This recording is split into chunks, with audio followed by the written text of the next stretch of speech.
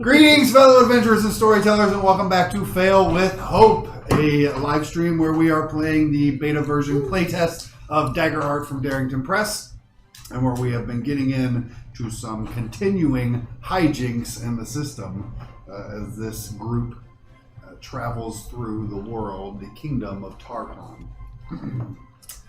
Thank you all for joining us, whether on Twitch, over on YouTube, follow us on all the social medias, Instagram, X, Blue Sky, Facebook. I don't know what social media is. I have a flip phone.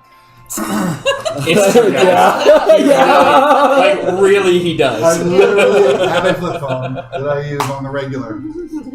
Welcome to my world. And welcome to the world of the kingdom of Tarkon, where last time you all continued your quest to win the Tournament of Challengers in order to obtain access to some of the knowledge you sought, some of the questions that were raised in your mission through the Briarwoods, particularly about this amulet, a quote-unquote shiner hole, and why the amulet is pointing say that? to the basement of the convocation, or to the academy, also the convocation. In the final event of the tournament, the final two teams, Hijinks Byjacks and the First Scions, faced off head-to-head in a game of Crown the King.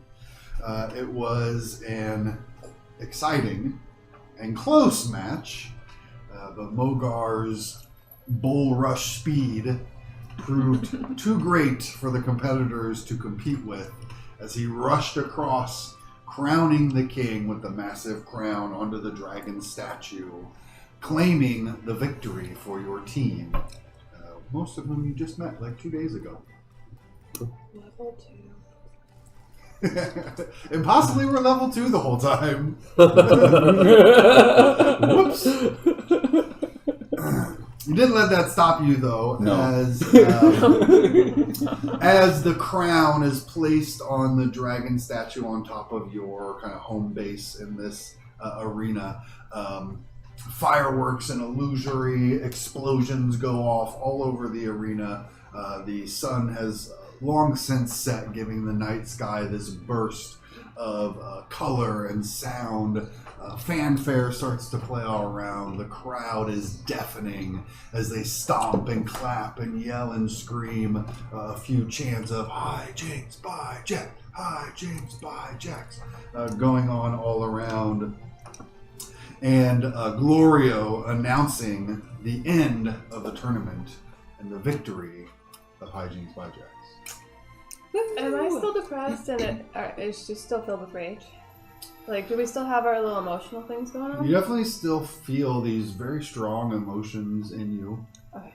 They're obviously not like overcoming you as you were able to perform in this trial, but yeah, there's definitely some strong emotions being felt among all of you in these last few days.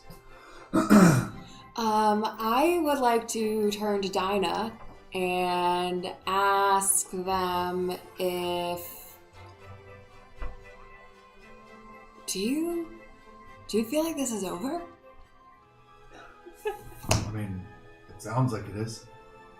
But do you really feel like it is? Do you want to bet another beer? On?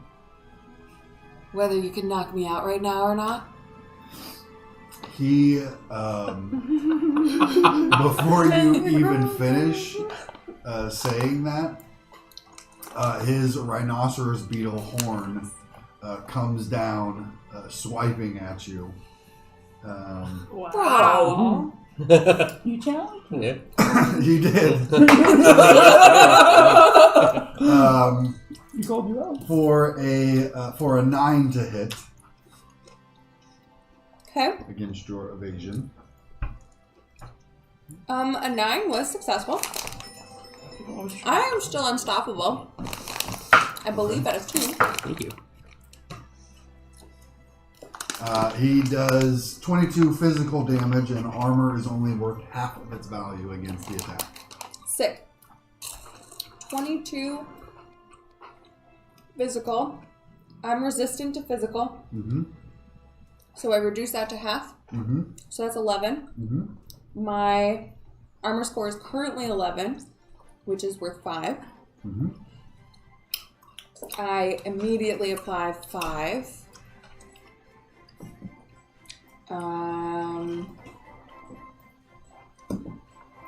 So now I can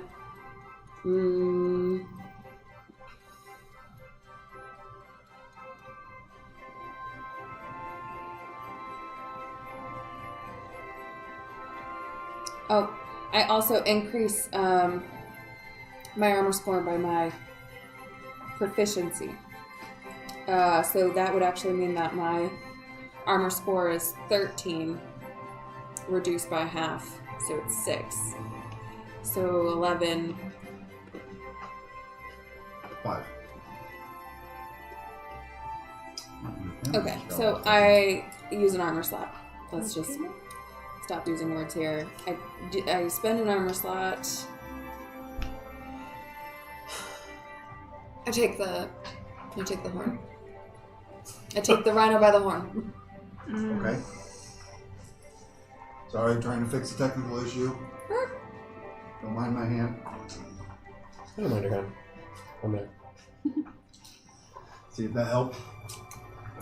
Did it help? No, doesn't look like it. No.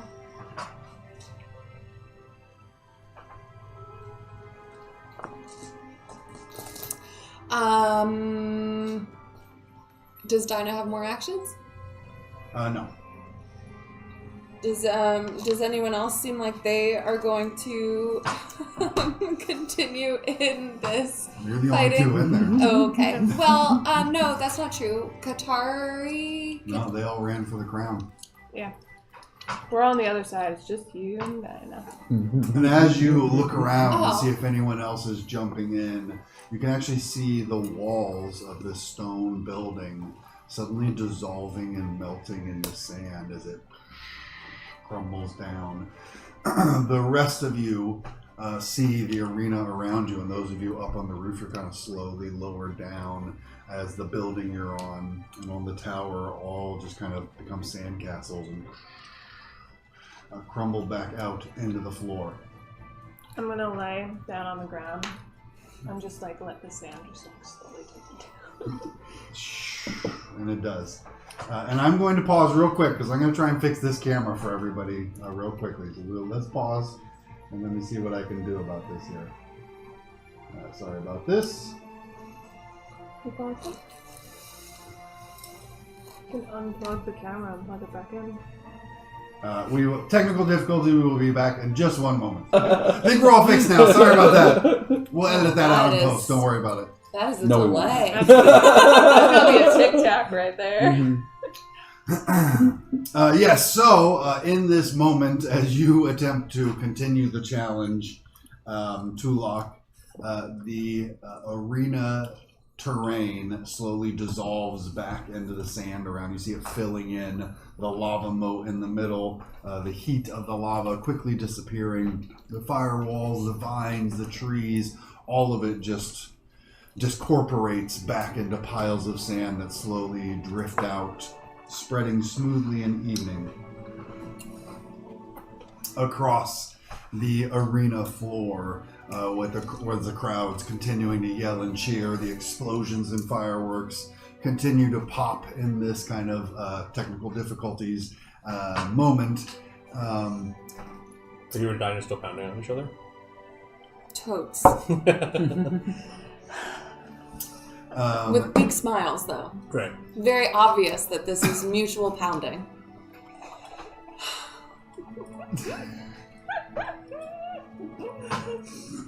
There's nothing like some mutual pounding at the end of a fight.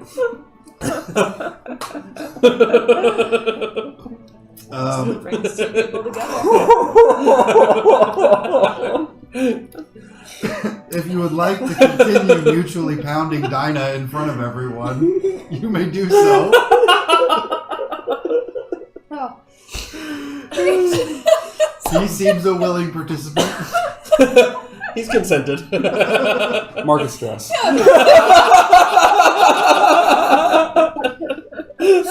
Oh my god, if there's not a reel of the number of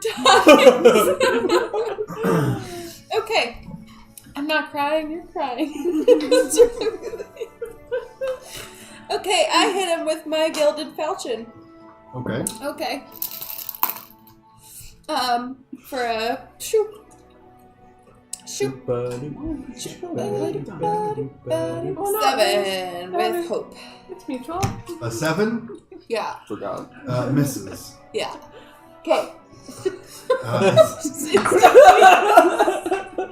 As he immediately claps back for 12 to hit, Yeah. and you're unstoppable when down by 1 because you attack. I sure Or did. is it when you damage? It's when I do damage, actually. You're right. So he does another 23 physical damage that your armor is only worth half on. Gross.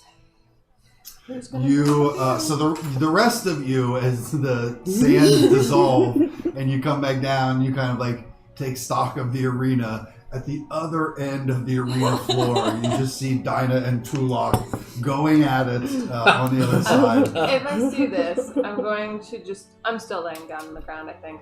But I'm going Tulok, is everything okay? Yeah, having a great time. And, Everything is okay, guys. You hear Petar yelling over, Dinah! Dinah, stop! It's over! And Dinah's like, shut up! There's booze on the line!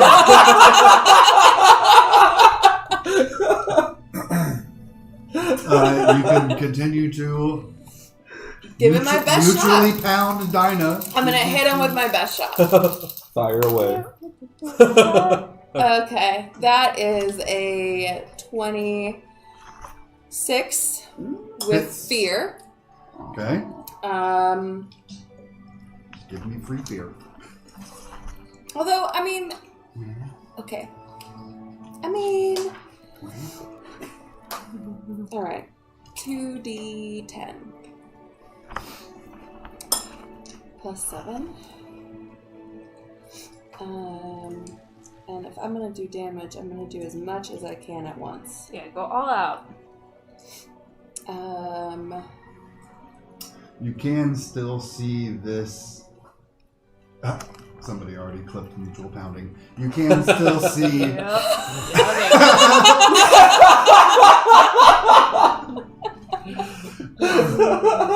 You can still see this kind of stony, rocky covering across Dinah's already thick carapace skin. Interesting. Probably going to have resistance to physical. But that's what I've got, so that's not going to make a difference now. Do you have any level up abilities that you can? I can add my, on successful attack with a melee weapon, I always add my strength trait to my damage total. I think that's just already calculated. Increase your armor score by +2. Oh. Okay. You can hear Glorio announcing over as the crowd has kind of like gotten quiet and are now engaged in this mutual pounding that's going on. Oh my god. That's the name of the episode. I know, I've already written it down. And you hear Glorio announcing like, oh, folks, it looks like some of our contestants caught up in the excitement and exuberance of the challenge aren't stopping just yet. So I take a real rough hit with the horn, and I come back around with a swift hit with the falchion, and I deal 24 points of damage. Okay. +2 as I increase my unstoppable, so 26 total. 26. Yes. He is resistant to all damage, That's cute. so he takes a minor wound. Well, all right. I mean, I'm not winning this one. To be honest, it's And not. claps back with an 18. Okay. With max damage. You get to be unconscious like you for wanted. 27 physical damage, Okay. which armor is worth half. Resistant. We go down to the math. 13. We go down to 13. I take a minor. I take a major. No, I take a minor. I take a major. Oh, fuck. Take a minor, you take a major. I take a minor. Minors And an aren't allowed armor. in mutual poundings. Nothing. Go ahead. 12. 12 misses.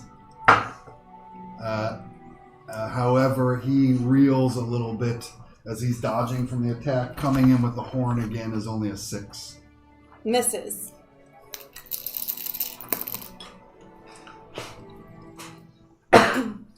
Folks, somebody's got to stop them, but it sure as heck isn't going to be me. 19 with hope. Hits. Okay.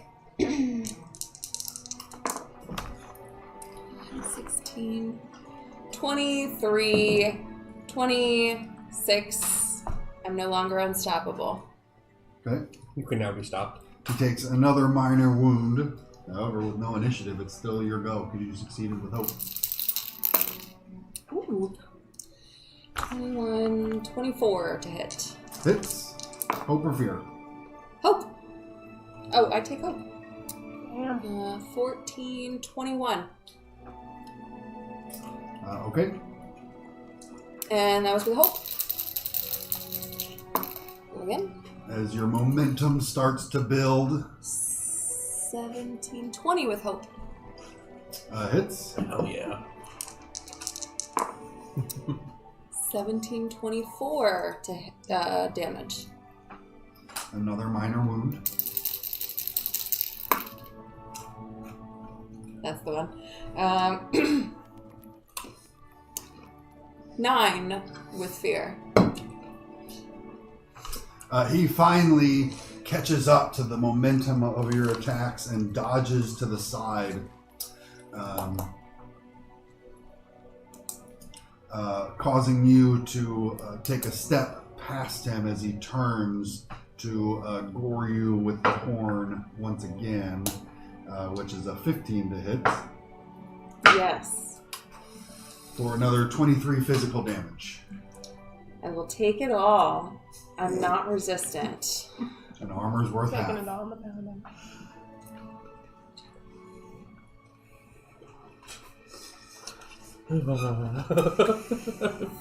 So what's your vein thinking, seeing this? Armor's worth half. That's what you've been thinking. Okay, I have to True. reduce it by 5. Because it's... How much did you say? 23. Okay, 23 is my severe damage.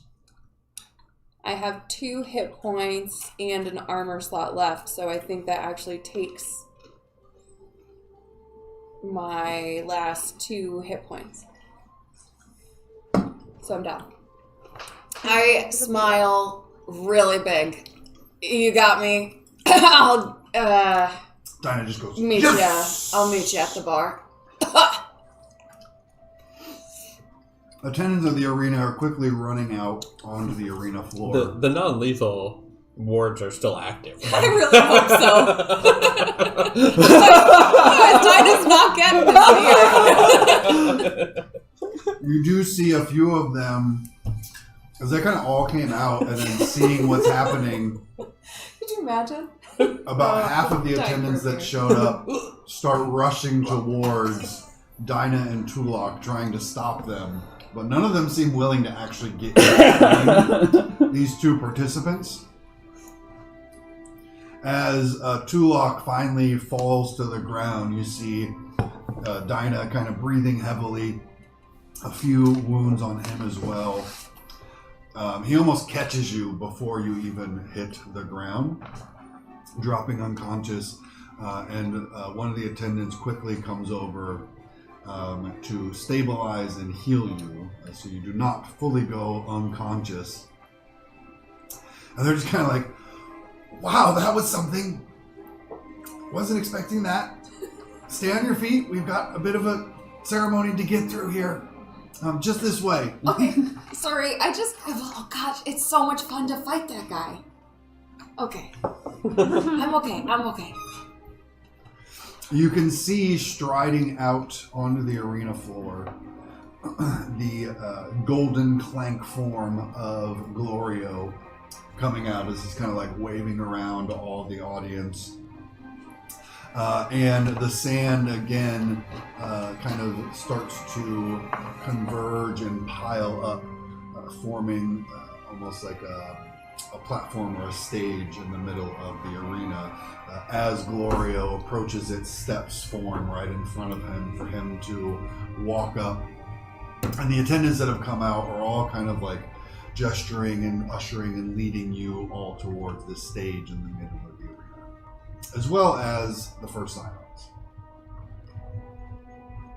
Assuming you all follow. Mm-hmm. They lead you up and in. And as the adrenaline starts to subside a little bit from this combat that just occurred, this trial,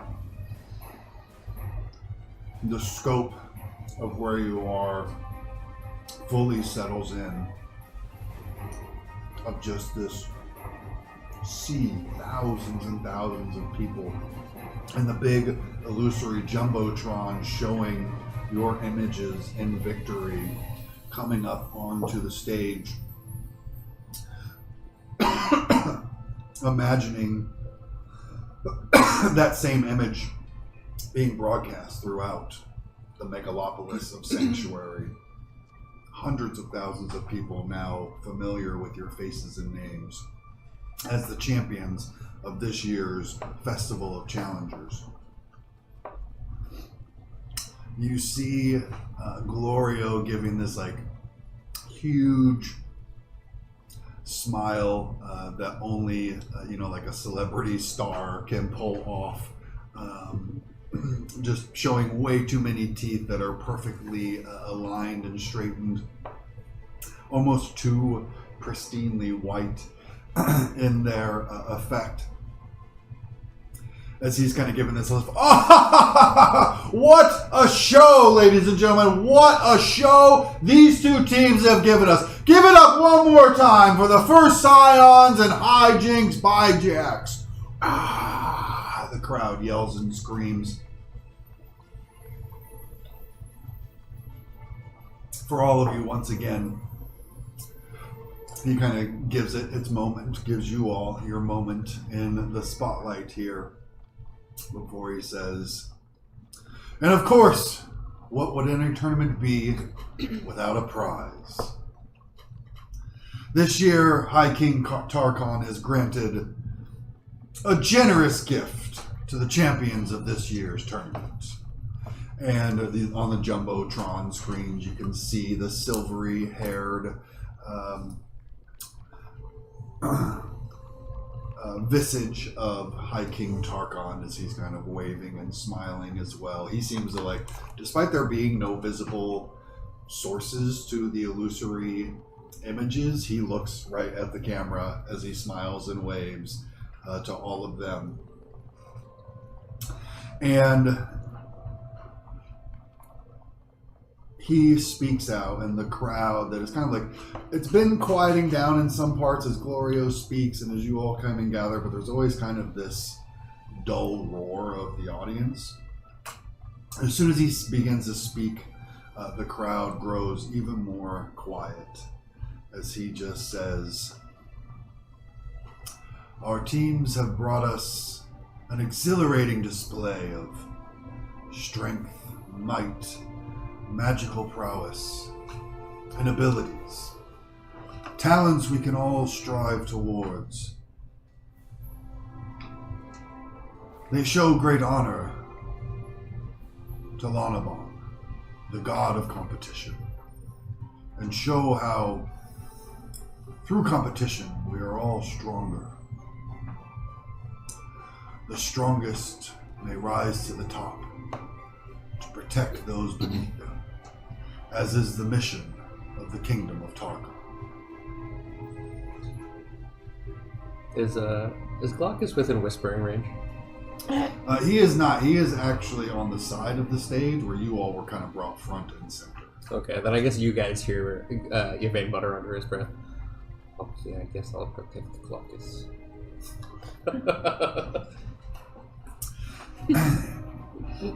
The High King continues. Today was a battle well fought, and we congratulate all participants, both the first scions and our victors, Hijinks by Jax. Hijinks by Jax! Hijinks by Jax! The High King gives the moment for the cheer to make its way around the stadium. I nearly pass out. I'm just imagining like the medic just being like, Oh! damn it. Just standing right next to They're him. trying to put fluids into you. This was not a good choice. Oh, it was a great choice. And he says, but today there can be only one victor, or one team of victors. And so it is my duty and my honor to present to Hijinks by Jax their prize. He gestures down towards the arena floor. And you can see coming out of the kind of central gateway in the wall there from underneath the stands of audiences, the mountainous form of High Prince Tarkon, the Red Dragon, who is carrying a large lockbox with this chain of what looks like platinum and gold draped over the top of it. Not like locking it in place, but just draped almost ceremonially over the box itself. He carries this out. As he steps up onto the stage, each booted footstep almost rumbles and shakes the stage as he steps up onto it. There's some oohs and ahs from the crowd, some whispers, oh, it's the Red Dragon, the Red Dragon. As he sets the strongbox down onto the stage, turns, scanning all the audience around, kind of gives a bit of a wave, looking over at his brother, before he walks off the stage itself. Glorio, the camera's all switching back over to him. He just says, that's right, ladies and gentlemen. A prize for this year's victors. A prize for them to remember this moment and to carry this victory on. Hijinks by Jax, I am proud to present to you the Paragon's chain. And a box full of gold. Ooh. Give it up for Hijinks by Jax one last time, ladies and gentlemen. The crowd starts to go wild. I do pass out. Passes Which is out. like, I imagine makes a pretty dramatic noise. Yeah, just thud right onto my shell, right? Yeah, well, and you're like wearing heavy armor. It's a loud slap. Yeah. Yeah, I mean, I guess Somehow I you imagine rock like on instinctively you just shoot, go into the shell. The shell just drops to the And it ground. does look like turtle, like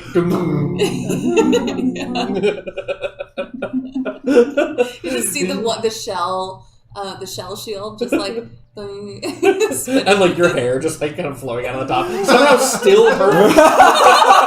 Despite the fact your head is inside the shell. Exactly. Yeah. And Glorio gestures for all of you to claim the prize that you have won this day. As the crowd is chanting and cheering, and you can see they're once again kind of flashing your portraits and names up on the screens all around, with kind of the champions over each of your names. It now says Champion Tulak Lulul, Champion Mogar, Does it still say Champion Skippy? Yvain, Okay. champion Suni. As you go over and claim, and it is a quite heavy box, apparently full of gold. Is that a chest of gold? It is not. It is 5 bags of gold.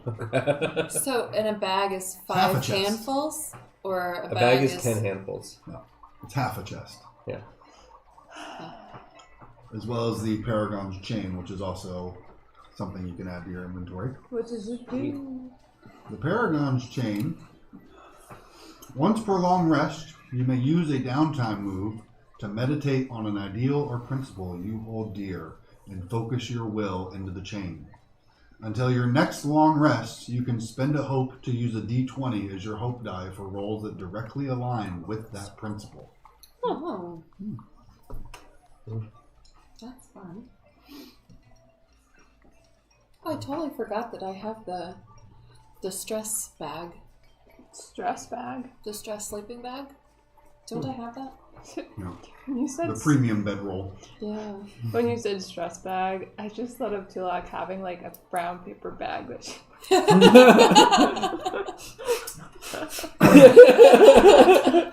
The crowd is continuing to applaud and chant hijinks by Jax. Music and fanfare starts to play around as the kind of closing ceremonies of this tournament. And as you collect your prizes, Glorio comes over and he says, there is, of course, a bit of a meet and greet, shake some hands, sign some autographs. If you're interested in it, the audience, I'm sure, would be happy to meet all of you. can we like rest first? Certainly.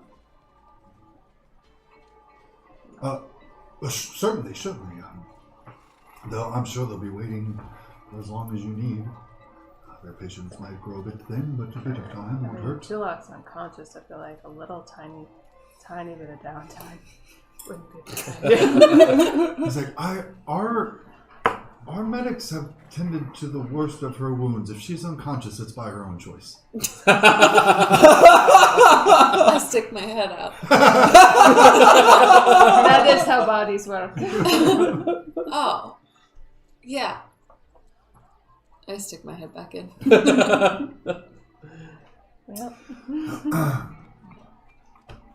Um, Did what I could. As the crowd continues to cheer on, reveling in this moment with all of you, the first scions do approach over towards all of you. Dinah comes around to kind of give like the warrior's handshake to each of you. She's like, well fought, that was fucking awesome. Perhaps you could help her up. Yeah, sure. He holds the shell up. I stick my feet out. Waiting for legs. Legs come out at the bottom. He sets her there. Yeah, I must have gave her a good ring, and I didn't mean to hit her quite so hard, but I mean... stick my head out. You hit me fine. I hit Once you there's back. booze How on are the you? line. What? Yeah. And you see the others kind of as like the little league coming over to handshake as you walk past each other. And you also see Glaucus come over, still with this perfect smile on his face, and you can see that he's like waving around to all of the audience as well. And he approaches you directly as he just kind of looks you in the eye. Smile never leaves his face. He just says, well fought, Yvain. Well fought. You earned this one. Next time. And he comes to give each of you a handshake as well. I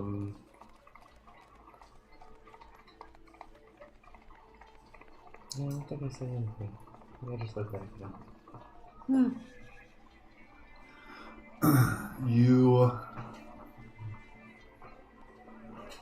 You do catch as you kind of take in these words and process this moment. What do you mean by that? There's got to be a catch somewhere. And you can see as he and the rest of the first scions leave the stage and are exiting the arena, You note, it's not blatantly obvious to everybody, but you kind of note he is pointedly avoiding looking at one section of the crowd. Mm-hmm. And you glance up near where the High King's box is, where his father sits. And you can see High Prince Trans has this look of like disappointment on his face, and before the first scions even exit the battlefield, you see his father just stand up and walk out. Glorio comes back over to all. He's like, "Oh, victors, if you would follow me to your private locker rooms, you can refresh yourselves there and then meet with your new fans afterwards." Did he call me Yvain? He did. I guess I say that. Did he call me Yvain? I don't think I have ever heard him say that before. Well, I think he broke his spirit. That one? He is a bastard, just like his father. No. He has plenty of spirit left, I think. Well, we shall see. What we want though? well, maybe you can build respect without breaking spirit. I don't know if this was like the moment where he would suddenly go, "Oh, I respect you Yvain so much." I mean, maybe. I don't really know him, but... Cannot argue with results. It's a small step anyway. A name is something. Have this conversation as you step into your locker rooms that you were given before the match, where there are some amenities to help recover from the trials that you have just faced. Are you going out to meet the audience, the fans that have come to meet the victors? I feel like I kind of have to. Yeah. You don't have to. I mean, we're going to do some Eventually, healing first. They also have a more secluded exit that you could use. We're going to do the med tent and the heals and the stuff. And then, yeah, we'll go meet the people. Yeah. Right? Why not? Say hello. And then, I mean, our other priorities, obviously, we want to go meet with the first mage. Right? I mean, that's probably... First wizard. I don't know. At some point we said it, and now it's never going to leave my head.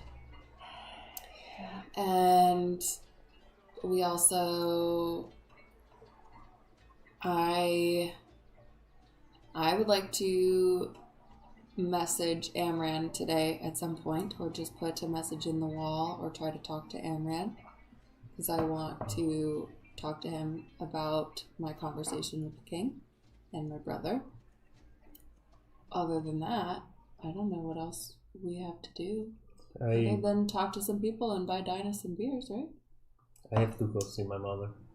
I have to try to find out more about what is going on back home. Find a refugee. We want to find refugees. We might find them in the people. Yeah, there could be a fan that's just like, "Hey, I just ran away and survived a horrible thing that's happening at our homeland, but I saw you win tournament. I'm so happy." That would be convenient. That would be very convenient. I feel like that's going to happen. They're going to feel like I was just looking for some peace of mind today because of the awful things that just came from home, and then I saw you. Nothing like whatever just happened. Create peace. There are amenities in the locker room that can help you achieve an accelerated short rest, should you need it. I will clear my armor slots and probably some stress for once. You can pop the armor into one of the lockers and they are magically repaired for you.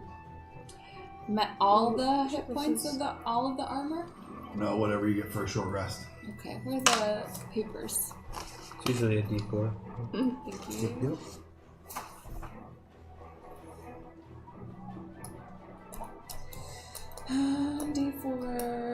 D4. Okay, great.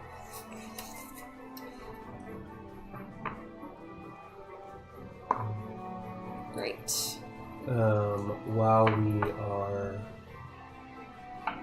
in the tent doing things, I go with Mogar and hold out the chain, the Paragon's chain. And I say, more than any of us, you have won this today. I hand down. And I accept. And I go, thank you, even though I don't really believe so. I think we all work together for this one. That was team effort, but really, you are bring crown to dragon. And I'll take it and sweep it over. Sweet. And I'll wear it. Assuming you feel like you'll use it. Because it's pretty cool. It's pretty cool. Yeah. It is something that you can add to your inventory on your character sheet. It should be in there. It's in the manage equipment section. Use this to spend any number of hope to repair that many armor slots. The armor stitcher is an It's a consumable. It is consumable. Okay, so that's like a combat-based situation.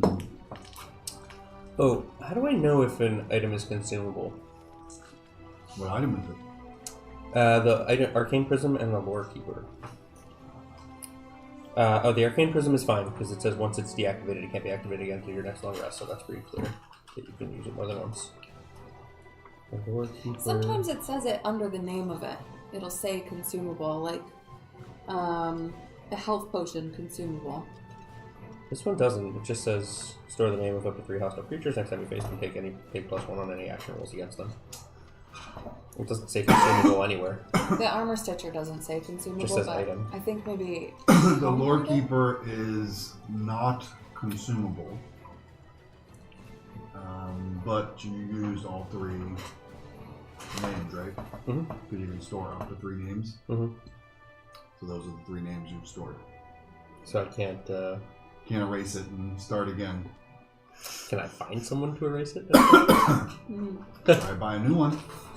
That was very useful. Although, to be fair, only so often you go up against, sworn enemies, whose names you already know, and have planned to meet them at high noon on day and place. You're going to keep that so you always can do that to Glockus?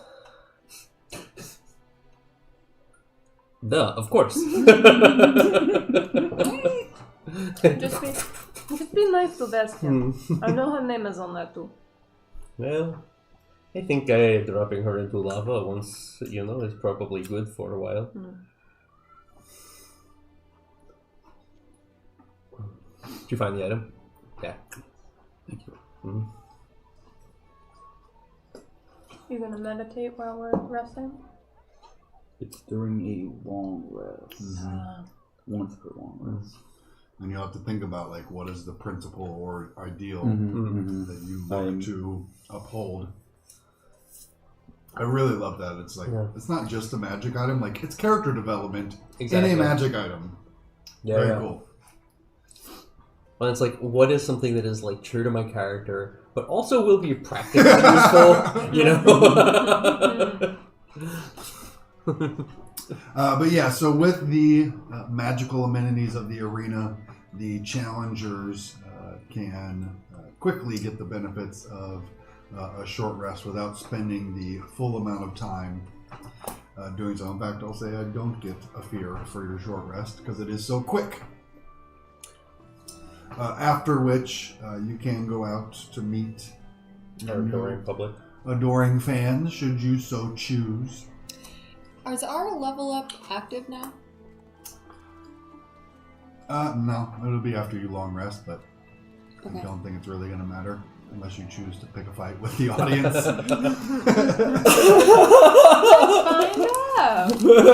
As it is, Counterspell. it is later in the day by the time the whole tournament is over, and if you take the time to go meet the crowds as well. When you feel ready and coming out, the attendants are still there waiting for you, and they do ask, like, did you want to meet with the fans, or? I think we should. Okay. It is not required, but they do appreciate it. It's right this way. And they gesture you over. You can see, it looks like they're bringing you back out to the arena floor itself. But as they do, once again, the arena has been kind of transformed, and there's kind of like a roped off section in the center where they bring all of you.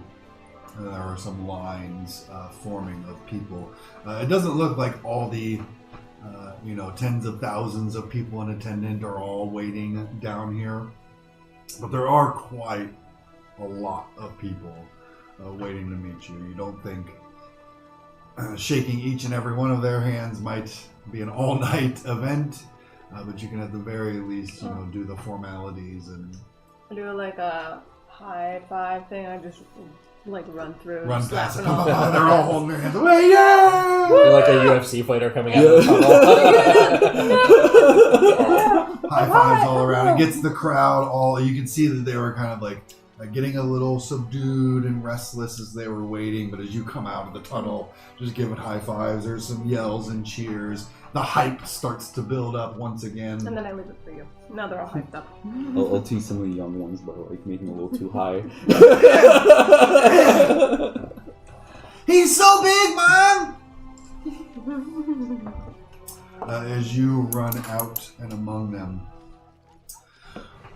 And then you can see, they have that kind of like roped off section for all of you. There are attendants and even some dragon defenders here to help manage the crowds as they're brought up to give like quick greetings to any and all of you that they wish to come shake hands with or whatever. Quite a few of them have like a parchment and quill that they're trying to get. You can already see there are almost like little trading cards, challenger trading cards of each of you that they're trying to get your signatures on for all of them as they're coming up, kind of holding them out to you and shaking your hands and congratulating you on a challenge well fought. What are they like? Are they? Does this seem like a pretty like broad cross section of Sanctuary's citizenry? Yeah, it definitely. You don't see many of like the nobility or the aristocracy in the masses, but very much kind of all of the common folk of the city, at least that were in attendance. You see people of all races and creeds, of all many different backgrounds and the like. But yeah, pretty good diverse spread of the people of Sanctuary have come to meet the champions. And what's what's the vibe like? How are they treating us? How are they treating you? I don't know. Well, they're treating us well, They're not toxic. How do the citizens of Sanctuary treat their champions?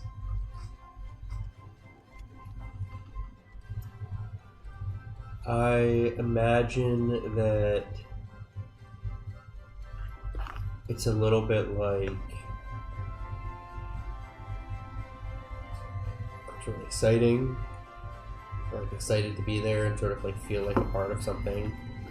There's also the sense that like unlike the nobility or the royal family, there's something accessible about the champions of the Tournament of Challengers, but that accessibility is sort of predicated on ephemerality. That, like, we're only champions until the next tournament. Mm-hmm. And even then, we're really only matter today, you know, maybe for like a few days after. And that makes us sort of like, you know, anyone could be us tomorrow. Mm-hmm. And that makes us exciting and inspiring, but also a little bit like, you know, touch the flame while it's burning. Because it's not going to be for very It's long. fleeting. Yeah. Yeah, you just want Ninja Warrior. Mm-hmm. It's like, yeah, there'll be another one next week. Right. Yeah, it's a bit of...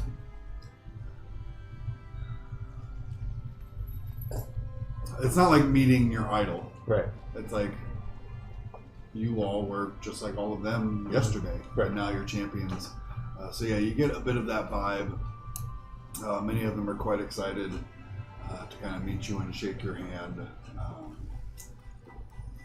But it wouldn't be, it's not like on the same level of like meeting the High King, Right. or even one of the High Princes, or the First Wizard, something like that. But the trading cards last forever, and mine's going to have lots of value.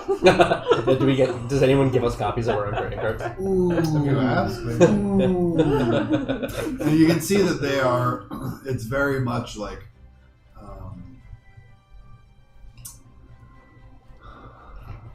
an artist's sketch, but it's still very much a sketch. It's like, you know, the tournament just happened. You were only announced to be in this final challenge as of yesterday, so it's more of like a pencil line drawing that has now been mass produced out via magical The means. first printing. That's the one. That, yeah, you can autograph as many as you like. Quite a few people invite you to come get drinks, to have dinner. They invite you to their homes to enjoy in some of the festivities that they are having as the Festival of Challengers is kind of wrapping up over the course of tonight and tomorrow. I was just wondering if anyone invited us to any mutual pounding. I mean, Probably Dino. Maybe. have a group mutual pounding. Pounding of beers, yeah.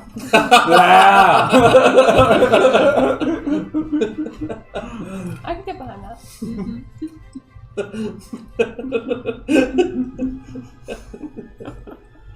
You can see that with the amount of people here on the arena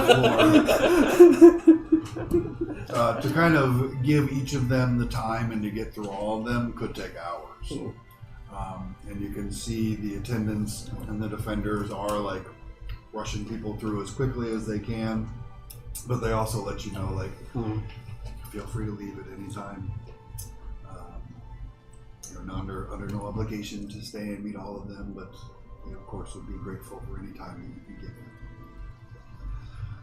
And they do, like, you can see, you know, once one of the attendants has kind of come up, or one of the audience members has come up for a quick handshake, an autograph, and a nice to meet you.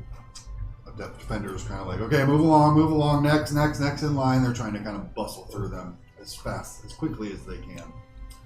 How long do you want to stay and meet the crowd? I mean, late. I don't know how you guys are feeling. We can do it on rotation too, right? We can take turns. Getting up, going to do other things. If you want to go see your mom, We'll do that you could after, sort I of like think, yeah. excuse yourself unless you wanted everyone to go with you. This would be, by the time you're kind of out and meeting the crowd, you will be looking at like dinner time already. So if you stayed for the whole thing, it would be well past into the evening hours by the time you got out of the arena. We could certainly set up a time for tomorrow, or we could, you know, meet more people.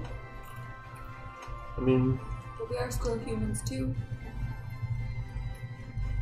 Sort of. how do you guys feel?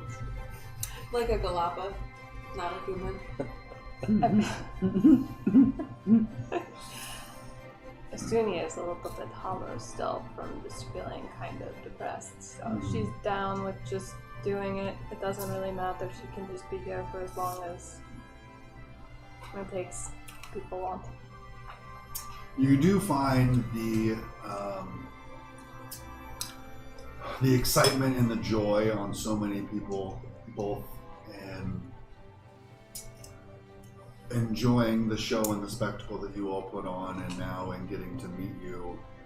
It is a bit infectious, and you find like that feeling of despair in you. It's not so overwhelming that this doesn't override it to some extent if you let it.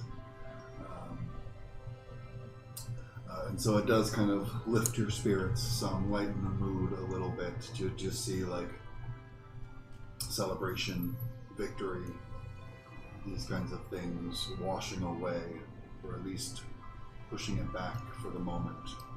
Those feelings that have been welling up inside of you. Yeah, I mean, I would stay pretty late, I think. I think this is something that's important to people. Yeah. Would be trying to leave early, but being how I can't hide so easily, it's not really easily done. I think if my mood gets lifted enough, I'll start taking like a little bit of a break. Everyone else is like signing, interacting, and I just go, yes.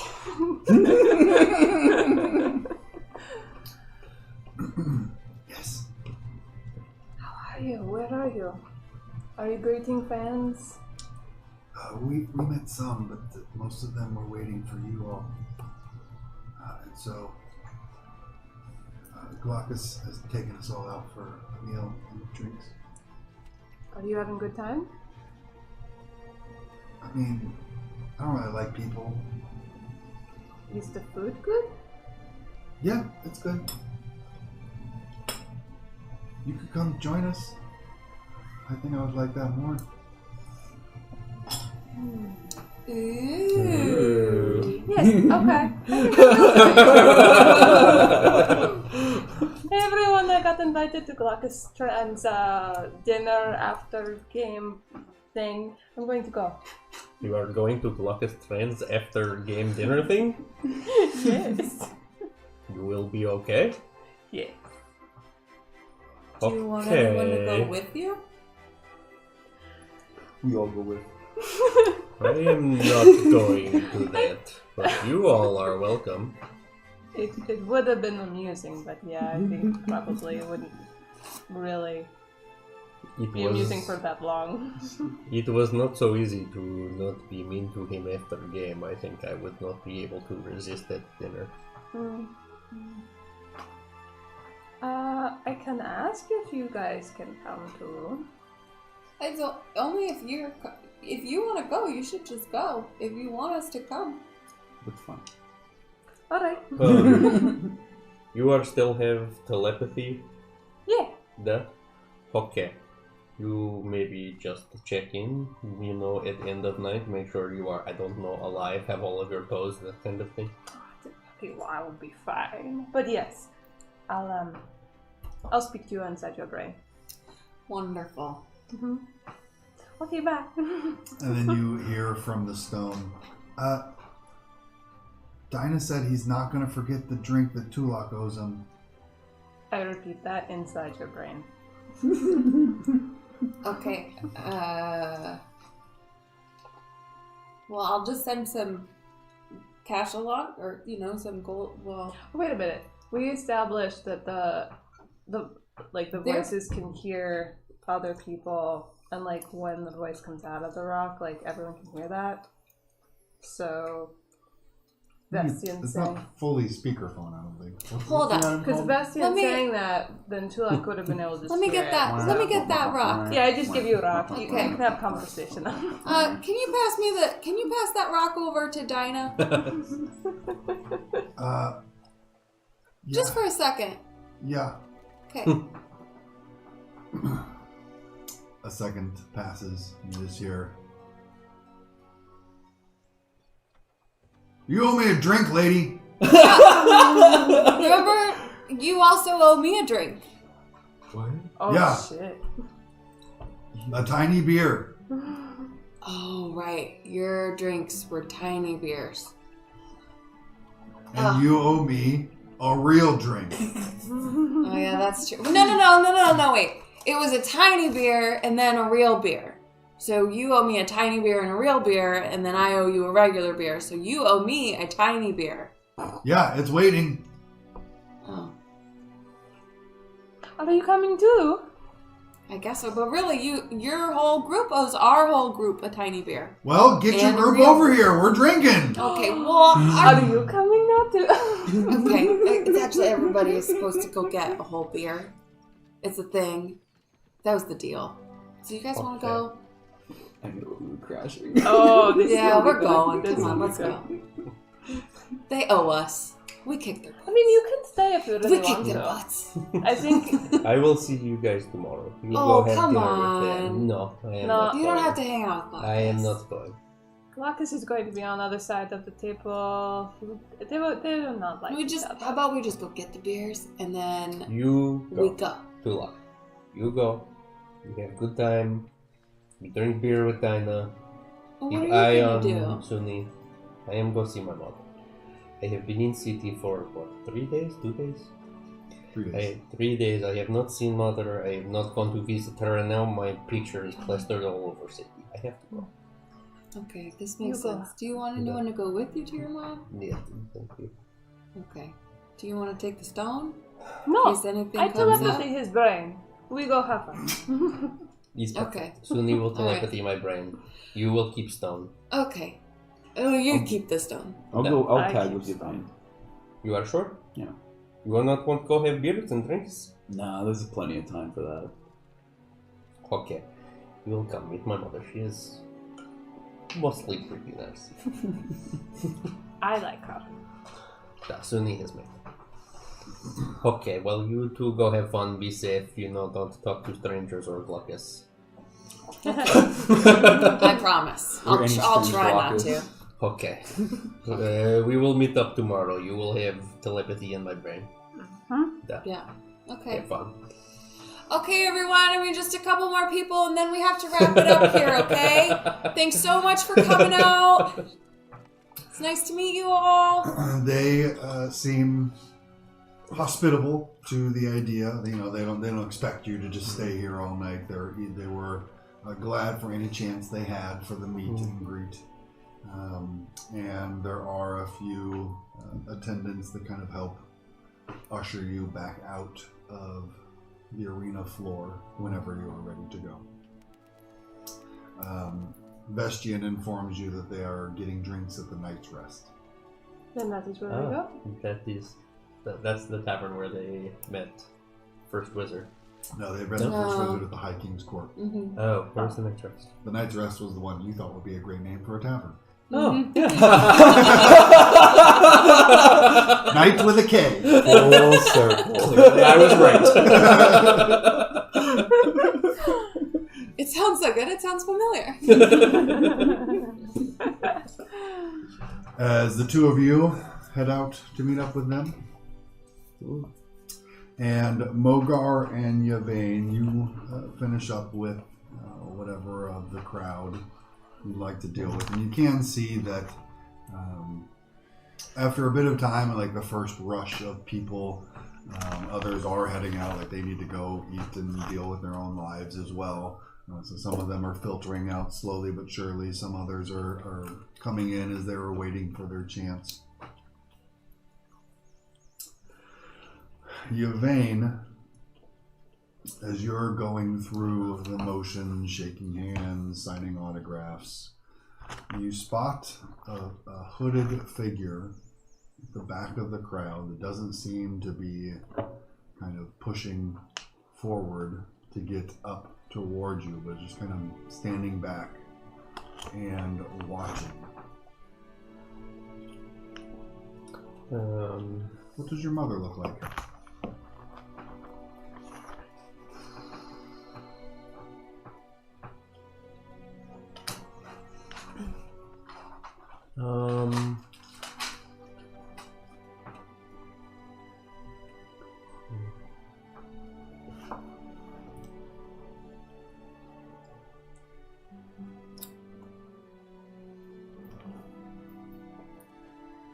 She's on the smaller side for Dracona. even a female Dracona. Her scales are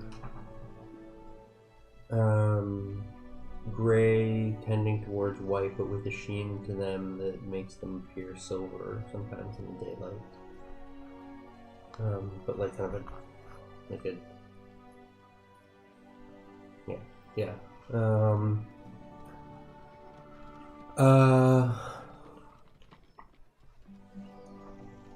Her horns kind of like curls or tightly back against her head. And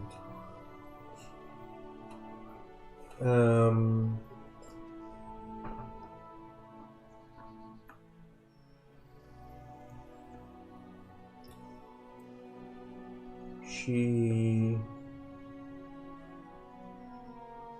still mostly wears like the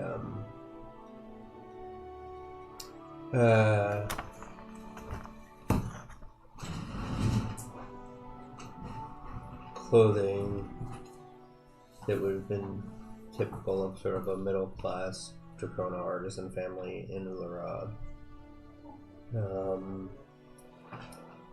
Loose trousers and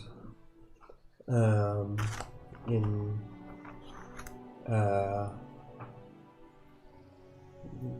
really dark brown, white blouse tunic. What's the difference between blouse and a tunic? Not really the sure. blouse is more shirt, like just from the waist up, and the Right. tunic's kind of like a full. I think the tunic is attire. longer. Yeah. I guess it's a blouse then. More of a blouse. And she likes to add embroidery to her clothes. So there is this particular outfit would have, I think, leaves. Just green, like dark green embroidered leaves kind of climbing up from the hems.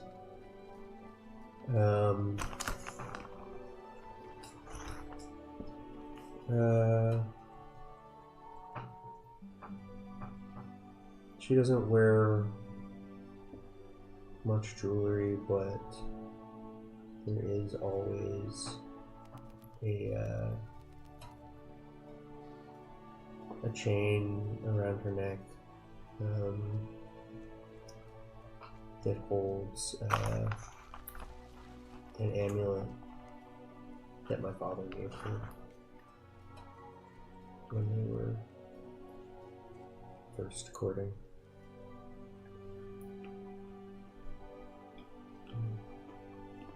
And she stands up straight. She's not bowed over, but her steps have become a little halting in the past years. And yeah, I mean, I don't think scales wrinkle like skin, but lose some of their luster.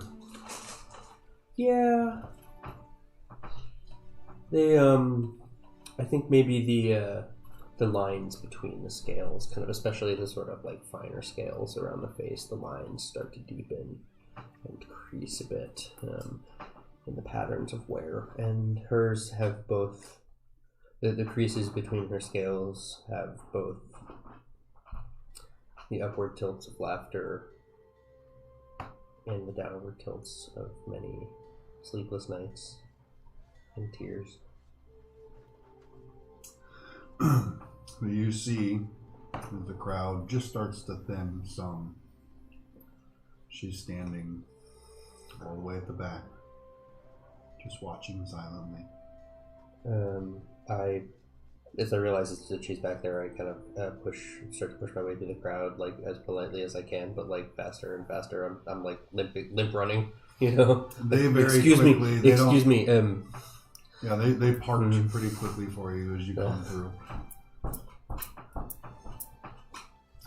As you approach, you have a little bit better look, and you can see a bit of a proud smile on her draconic face that quickly dissolves into the stern look of a mother. Her arms cross as you approach. I am sorry, Mother. I was we were going back to this is Mogar. Mother, this is my mother, Mogar. Hi, Mama Yvain. It is a pleasure to meet you. Thank you. How long have you been in this? Only 2 days. 2 days! Maybe day and And I have to day and hear half. about this from the neighbors. Well, it has been a lot going on. I just we are come back and meet with first wizard and then get into tournament of challengers and then is king and tournament and all of this. I thought that. And all of this is more important than your mother. No, I thought that What have they been feeding? We must go home now and you must eat properly. I thought that Just I did hungry not before. know if we would live through the next few days, and I thought that I did not want to. It is good to see you, Mother. And I give her a big hug. She doesn't maintain the stern demeanor as you hug her. She immediately embraces you as only a mother can. And she just says,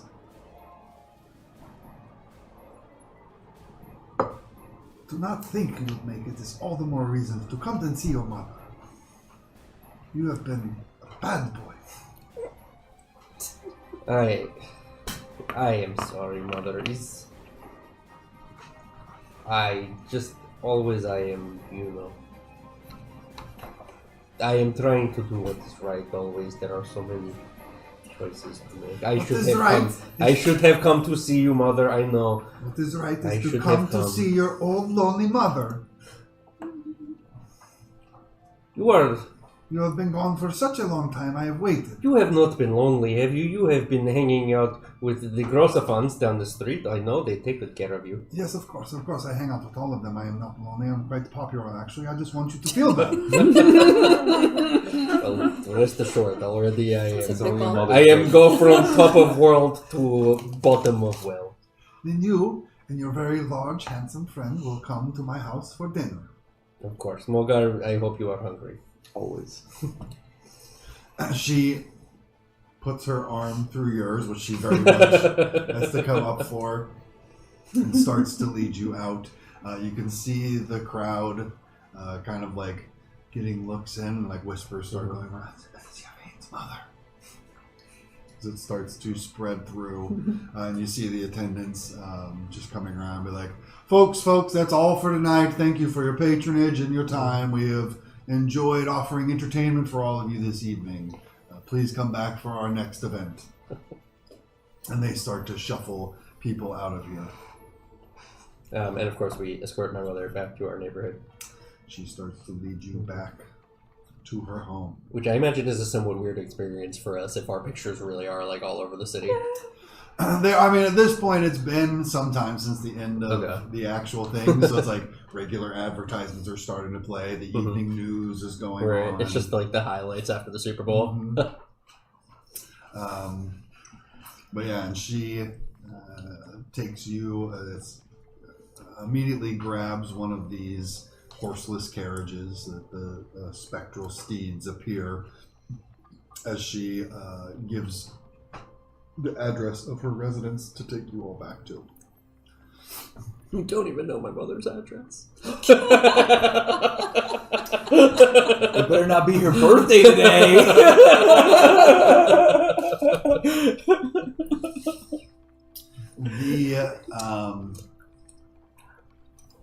The two of you, Suni and Tulok, head out through the city of Sanctuary itself. You have to stop and ask for directions a few times to find where the Night's Rest is.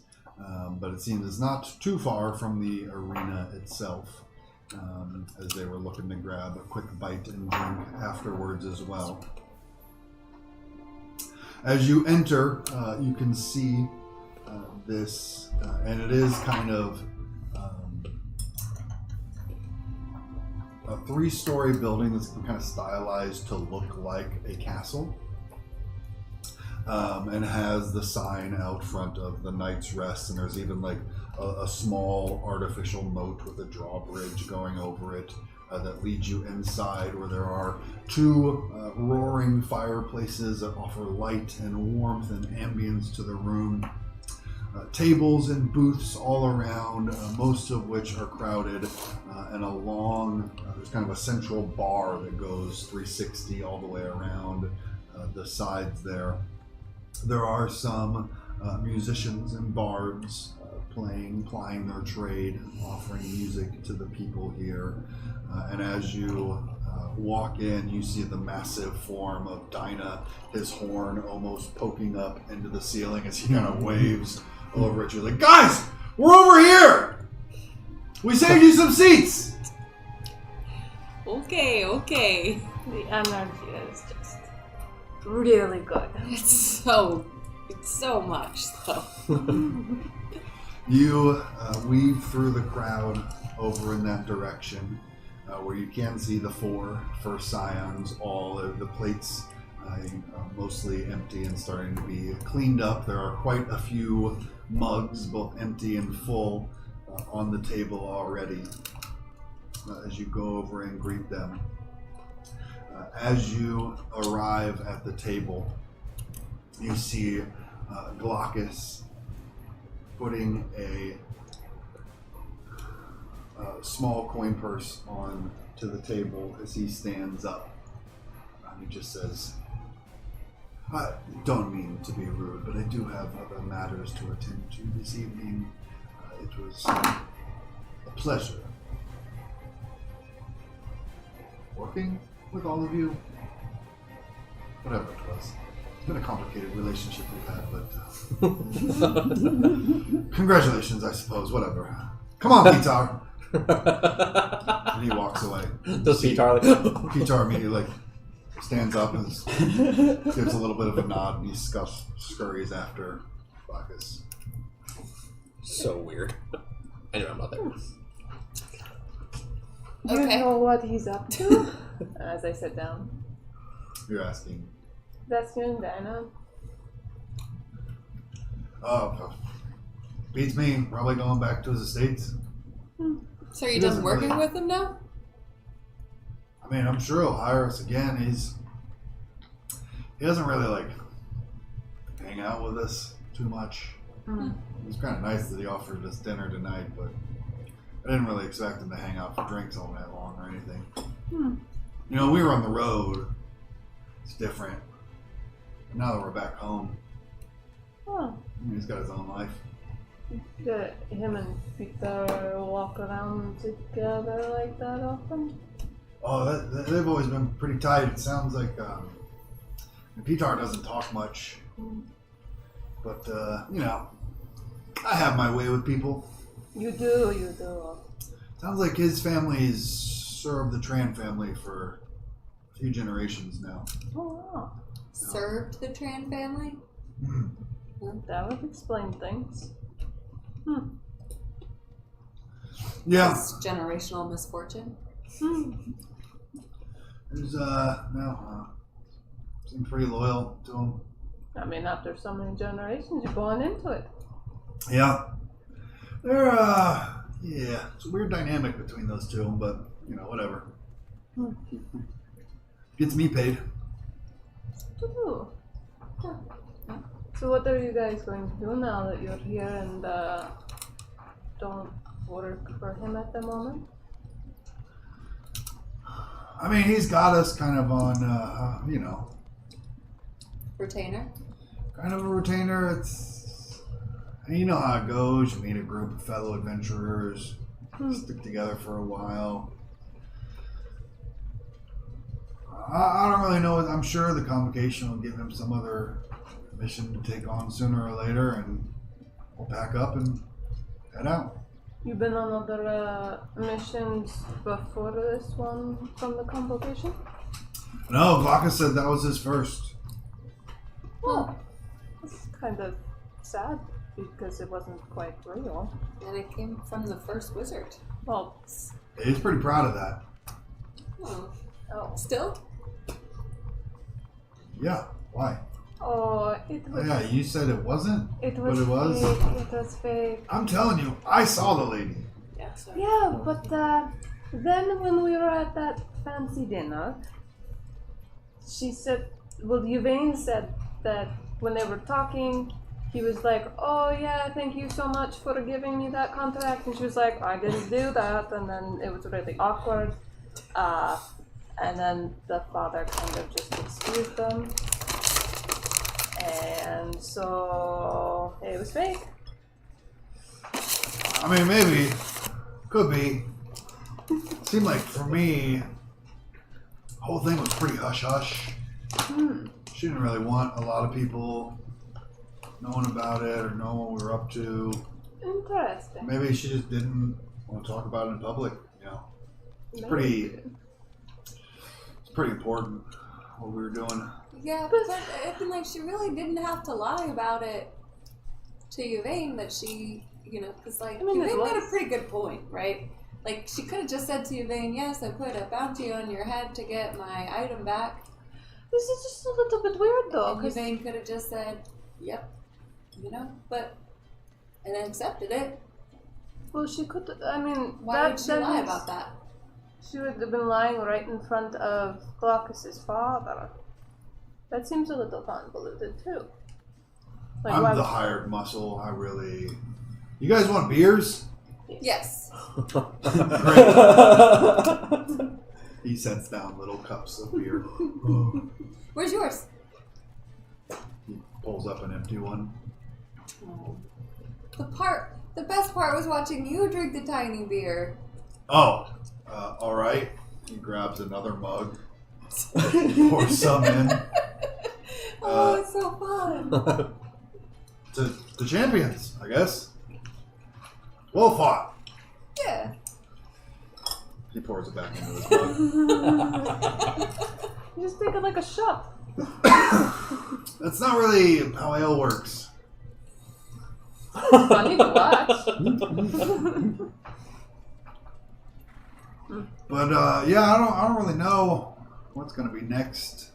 I'm sure it'll be something important. I mean, working for Glaucus. What are you guys doing? Well, we're drinking with you, you and Bastion, and then afterwards, it's a little fuzzy on the details, but potentially speaking with the first wizard and trying to get you being ranked up in the convocation so we can go into the basement. And it's a little bit up so you can go down kind of situation. Uh-huh. Yeah. There's something secret down there. They have guards, no one can know. So we're telling you. Yeah.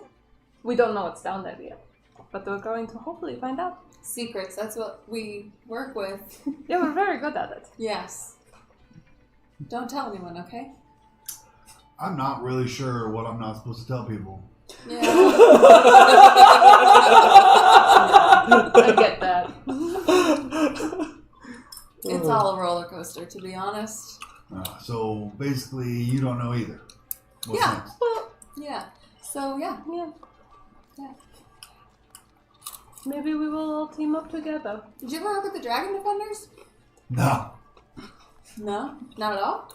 No, you can make way more money being a free agent. I guess so. You'd probably do really well with the Dragon Defenders. Shit, yeah. I'm a badass motherfucker. I know. That means I can get paid more by other people. I guess so. Didn't you have like a chain or a collar or something that said BAMF? Yeah.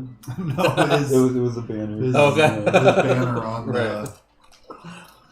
So good. Yeah, I mean, nothing against the Dragon Defenders. They keep this place safe and travel's great. But it's not really for me. You know, taking orders, and all the structure and rules. But don't you take orders from Glaucus and follow them so there's kind of structure there? Kinda. I mean, it's my choice. If I don't want to follow the orders, I don't have to. I won't get paid. But, you know, he gives me my own freedom to carry out the mission as I see fit. That is a good thing. Yeah. So you usually stick to like in-town missions, or? Well, like I said, that was our first one. I don't know what the next one's gonna be, or sure it'll be something fun though. Yeah. Always another challenge waiting to be conquered. You seem like someone who keeps the fun in the mission, so I'm sure it'll be a good time. I mean, listen, what's life if you're not having fun? Oh. What about you, Vestian? I don't know. I hope to stab someone soon. Alright, I'm leaving. It's just, you know, that's what I'm good at. Stabbing, stealing, stabbing, stealing. No, that helps. I want to be rich. Really, really rich.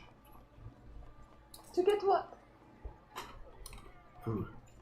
But you have food. In Sanctuary, you can get food even if you have no money. Yeah. It's nice. But who knows how long that'll last. And, you know,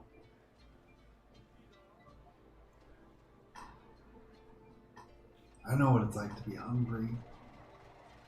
Like, really hungry. I don't ever want that again. And working for Glaucus seems like I won't have to.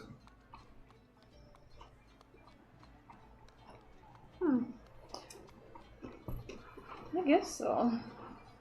I've been there though, you know, working with people, doing whatever you need to kind of get by, shady deals, teaming up with the wrong kinds of people, because it'll get you paid. Well, if Yeah, they this pay, is- it's the right people. I mean, this is before I joined the Sanctuary and, you know, the Dragon Defenders, but I don't know. I hope that you find the Money. money you're looking Yeah. for, yeah. And you don't get in with the wrong people, because you know, sometimes you end up doing things that you wish you never did. Sometimes. You say so. I don't know. Good luck though. I hope you get to keep doing badass things and having tons of fun doing it. Sounds like you and Dinah are a good team. We're okay. He's talks a lot. And Dinah just slaps her on the back. And does that. I'm going to stab him someday. But not today. Today we drink. Another round? I'll go get it. She says, I'm glad you could come. Do you, do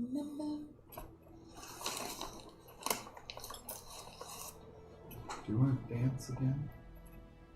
Yeah. Do you want to dance tonight? There's probably another. Wait, is there music playing in the city? Do you want to dance right now? Yes, please. Okay, let's do it. She takes your hand for the first time, showing a bit of boldness, and rushes away towards the dance floor. Nice. Dinah's like, oh, okay, I'll be here. Hurry up with those beers, Tulak. Oh my god, hold your horn! He grabs his horn. Yeah, he needs another one.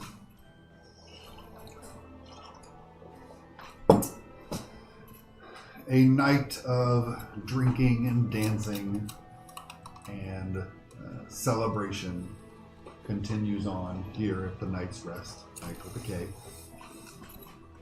While Mogar and Yvain head to your mother's home for dinner. And we will pick up with said dinner after a quick break. And a word from our sponsors. Just kidding. Word from our sponsors that we don't have. Support Daggerheart. They're great. We'll see you all back here in a few. And welcome back to Fail with Hope, where we have been enjoying the victory of the Tournament of Challengers. And we cut back to Yvain and Mogar in the carriage with your mother, a almost silver-scaled Dracona woman. And you can see outside it is a bit of a long journey through the winding streets of Sanctuary as you move from one district to another, coming out of the kind of central district here, where the arena is located, and into what has affectionately become known as the Little Free Cities, the kind of small community where many of the people from the Free Cities have all kind of congregated and set up and maintain small bits of their culture moving forward here in the city of Sanctuary. After a couple of hours winding through the streets, the carriage finally comes to a stop in front of another of these towering structures reaching up towards the sky.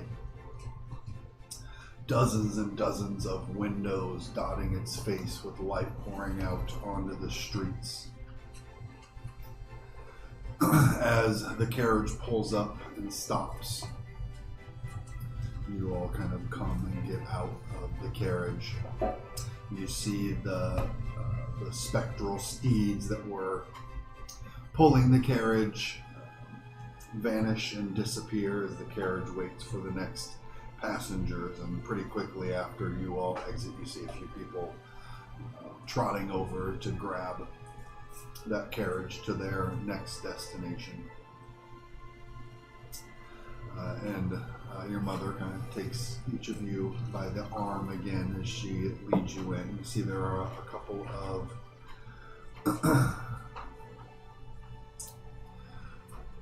couple of men at the door here who kind of push the door open and hold it for her as she comes in. She just says, "Good evening, boys." And they give her a fond greeting as well as she heads inside. Do I recognize them? Not specific. I mean, you've probably seen them around in the neighborhood, around here. But nobody that you're like overly familiar with. Mm-hmm. She takes you in where you can see off on, it's kind of an open lobby area where you come in here, and off on the right there are some stairs going up. But you can also see there are, on the left side, there are 3 bays of these platforms. And as you come in, one of these platforms is slowly lowering down with a few people on it or coming off on their way out for a night on the town. And she kind of leads you over in that direction. It lifts you up smoothly as you start to rise through, and you can see there are a set of windows looking out from the lift that you're on that kind of bring you up slowly over some of the rooftops around you, giving another view of the sprawling city around. And you can see in this district, the buildings are still quite beautiful in their architecture, but a little bit more simplistic and utilitarian to some regards, not quite as extravagant and fancy as in the upper district where you had been previously. She, as you're waiting for the lift to bring you to the prescribed floor, she kind of pats your hand on her arm a little bit and just says, "It is good to have you back. I have prepared your favorite." But Borscht. indeed, the beetroots are fresh. I have missed your borscht, Mother. Nobody outside of the little free cities can even cook the meats properly, but you always, it is the best. The compliments are appreciated, but do not get you out of the trouble that you are in for not coming to let me know that you were in town. Okay. Don't hockey me! You let your mother worry about you. I'm eating my borscht with a grin.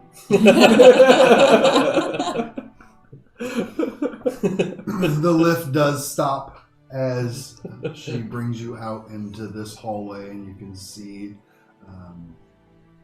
a number of doors lining each side of the hallway, and she heads down a few before she stops at one of them. She's fumble in her pocket, pulling out a small, almost like jade-colored, smooth stone. She just kind of holds up in front of the door, and you hear a silent. You don't hear a silent. You hear a soft click of the lock as she brings you inside to a cozy space, the home that you had remembered.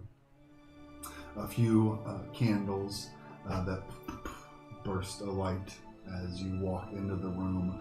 The lights illuminating as you walk in, giving a warm glow to the rest, and the fireplace lights up. You can see there is a large kind of stew pot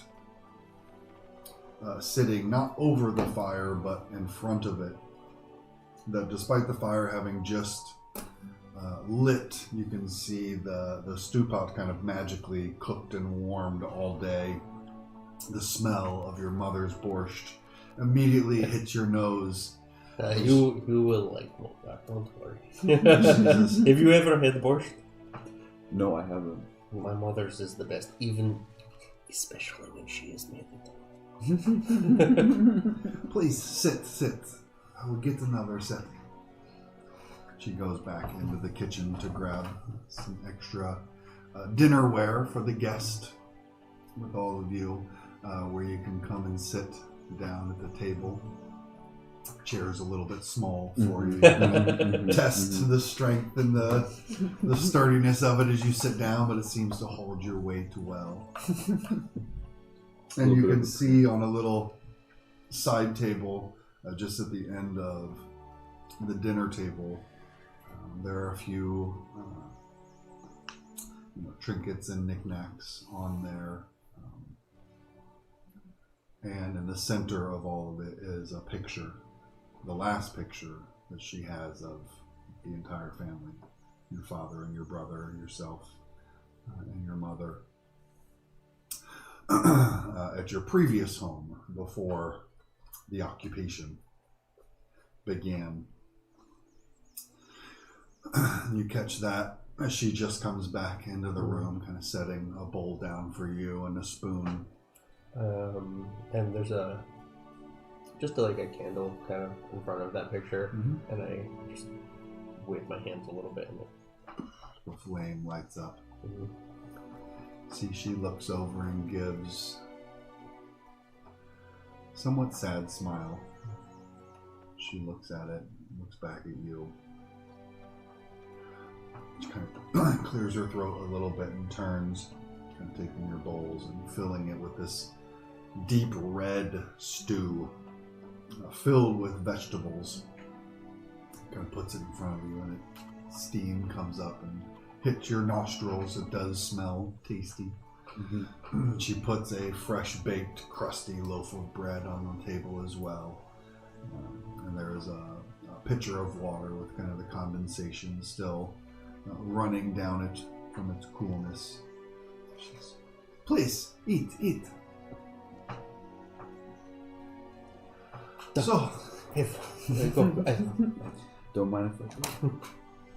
as you all sit down and begin to eat, she says, so, since you have been avoiding me, I would like to hear what my son has been up to.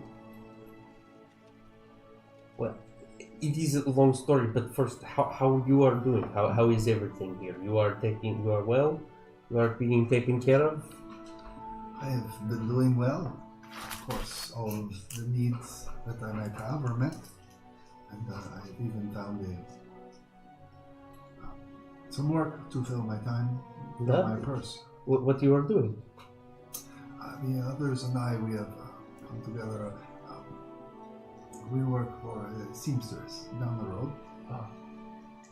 You are making the embroidery. Yes, she appreciates the work of my hand. These magical machines are quite efficient, but that is what I am always telling them. That you have to know how to do everything by hand. Some days you think I will do this by magic. The magic, it will not work. You have to know how to make things.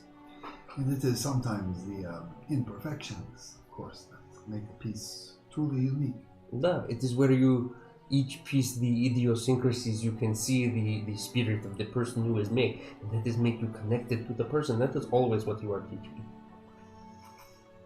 I am glad that you have learned these lessons. And I have been quite proud. I tell all of my friends about my son in convocation. It is just, well, thank you. You have been staying out of danger, though.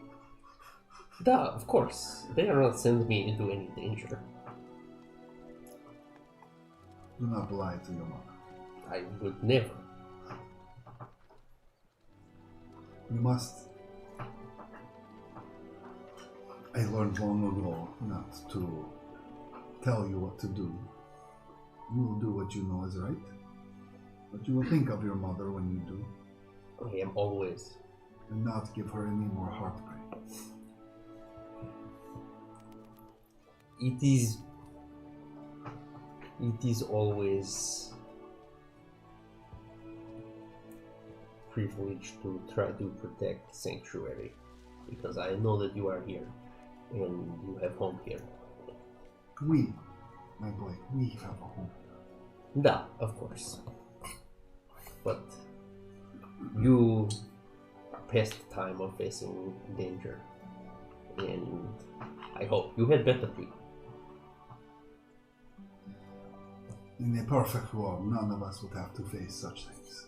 But world is not perfect. Still, there are dangers to be faced. I always will do what is right for Kingdom. Here, there is sanctuary. It is good to be home.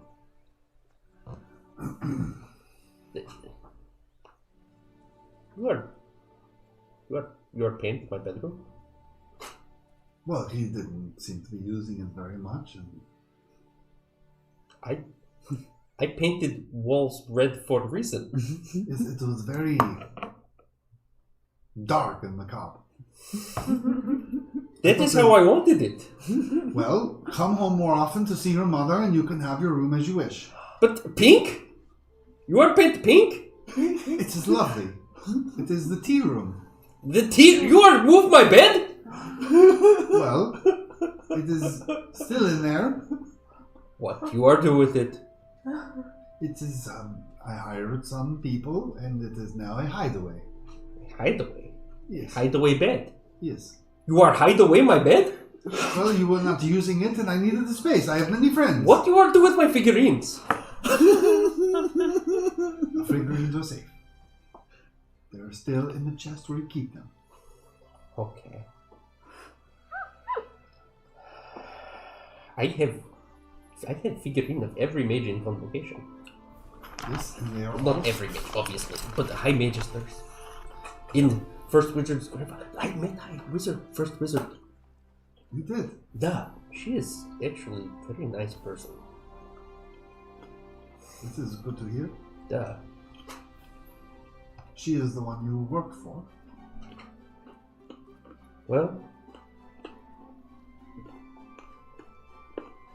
she's one all of us work for in Convocation, but I find opportunity to return to her something that was lost, and she's hopefully have more opportunities for me to take care of things that she cannot, or to look into things or whatever she is need. Any opportunity. She is inspiring figure, mother. Is she pretty? Well, I mean, she is very much. She has have lots of dignity, but I think that if I met her in tavern, maybe I would think. I don't know. She is first wizard. She reaches over and pats your hand. It's just like a mother knows. This is good borscht. It's fantastic.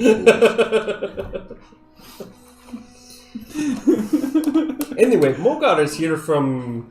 Your people are where exactly? Everywhere, almost. I mean, we travel a lot, so we're not really settled on one location. But they are here in Sanctuary now. No, it's just me at the moment. We are hoping maybe we will help you get back to your people. Mm-hmm. I'm sure your mother misses you. I'm sure she does. So you'll return to her soon. And let her know immediately when you arrive. Not keep her waiting. Unless maybe there are, no. You're right. Immediately. I will. I won't make the same mistake he did. Okay. You are settled down.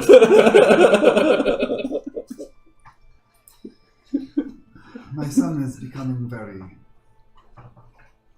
important. And I am proud. Only for maybe 1 or 2 more days, and then City will forget. Do not worry. You're a mage of convocation. There are many mages of Convocation, Logger. Yes, but you are the best. Well, for today I am best. Soon my son he will be a High Magister himself. I am sure of it. I do not know about that. But I do.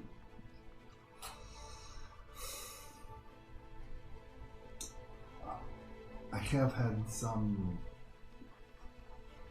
news. What is it? It maybe is nothing, but as I have said, I have been making a bit of extra coin. I have paid some people to perhaps, while they travel, to look for your brother. He's not what they are fine. I have accepted the possibility that he may be lost forever, but I hold out hope, as only a mother can. Some of the people that I have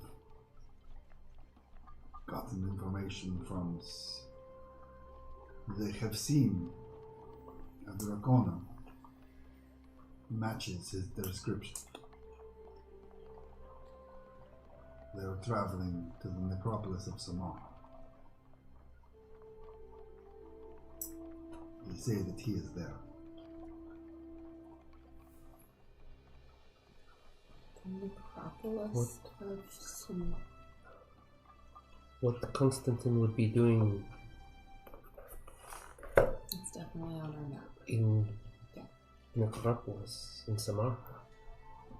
I do not know. I do not know if I believe it. You are sure these men are not just the men? These people are just not trying to take your money?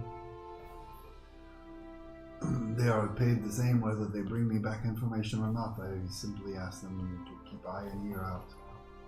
To come back with me with anything they find. Something...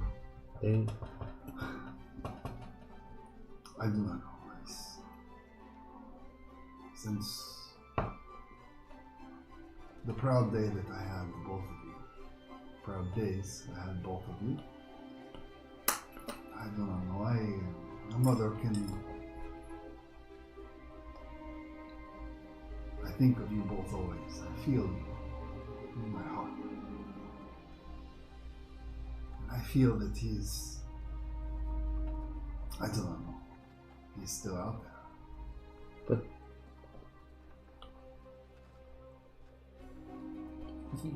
He could not have survived. There are many things that seem impossible, or just improbable. The fact that we made it out is because of him.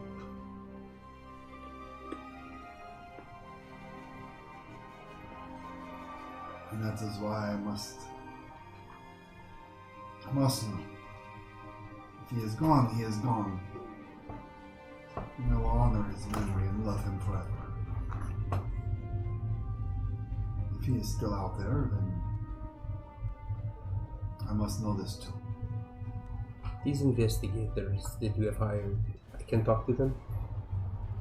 They sent me word they are not back in the city. They are going to Necropolis? Yes. Why? They said they were fortune, fame, glory. The more dangerous a place, the fewer people who come out of it, the richer the reward must be. Of that place, I have heard nothing but ill word and strange rumors.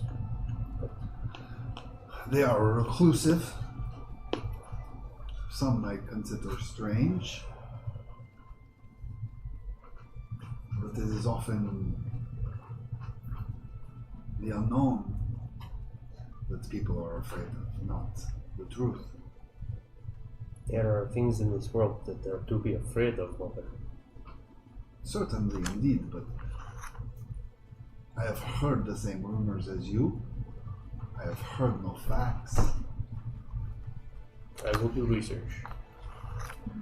Let me go to the library. I will look. The kingdom must know something. And if we do, it is in the libraries of the convocation. Perhaps. I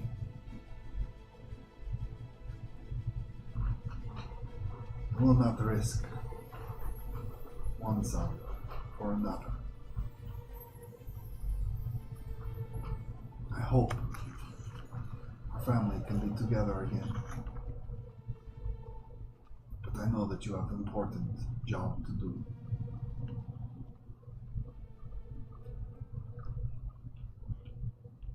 It, for now, is just matches the description. It is not him. They will send back more word if where they are seeking. They said, as they approached the city walls, there were bodies outside, wrapped and left behind. One of these Samarhans in their robes came out to collect. The cowl slips. Said he's Darkona.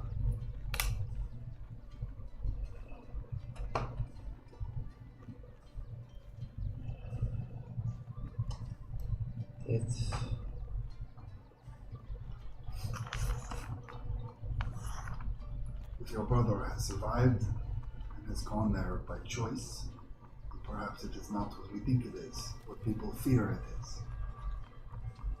And if he is there not of his own choice, then I will go get him back. we know nothing yet. This is just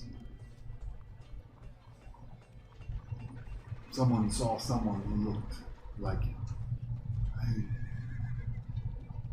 You do not need to worry.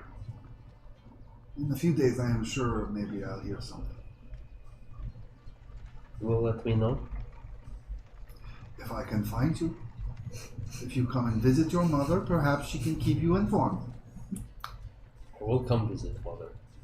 I do not know how long I will be in Sanctuary for until I am sent out again, but I should be at least a little while before the mission takes me away from the city. You will bring your other friends to meet me. They are probably very drunk right now. Well, Those women, they are crazy. for any of them pretty. Well, I suppose they are both pretty, but neither one is really my type. I don't know. If they are the ones that are traveling with you, I would like to take their measure myself. Okay. Do not be too mean to them, okay? When it comes to the safety of my boy, I will be however I wish. They are good people, Mother, and we have been through lots together. I'm sure they are, or you would not be traveling with them. But enough of serious matters. Okay. This is a time of joy and celebration. Reunion. Mother, okay, you are make maybe those little pastries. You know the ones with the little bit of chocolate hidden inside the folds, and you have to unwrap it, and the chocolate is inside. They're in the oven now. Mulgar, you are in for a treat. While we wait for them, Mulgar, has Yvain told you the story of when he first got his dragon breath? She begins to unfold an embarrassing tale of when Yvain first discovered his lightning breath. As the scene fades to black and all of you enjoy an evening out in the city of Sanctuary. I didn't know lightning could do that to a helmet. A helmet. I'm just imagining that as the night progresses and we get collectively more drunk. This embarrassing story is taking place, and all of a sudden, inside your Vane's brain, hey, okay.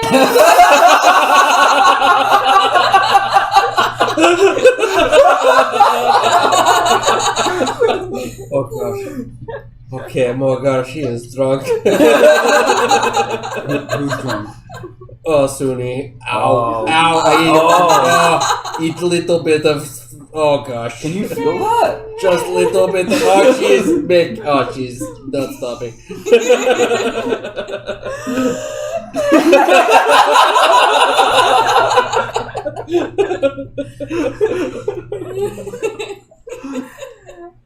Yeah.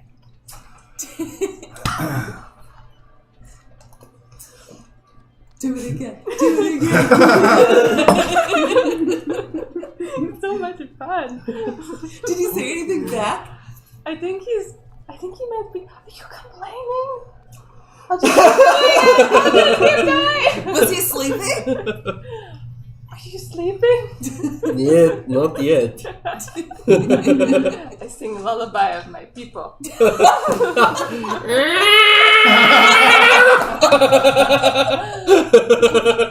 Oh no!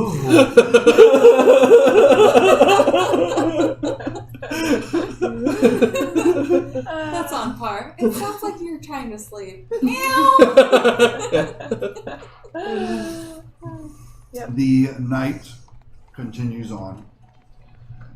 Dinah gets thoroughly plastered at the night's rest. If you join him or not, he is getting plastered either way. We puke in an alley together. Puke and rally! Puke and rally.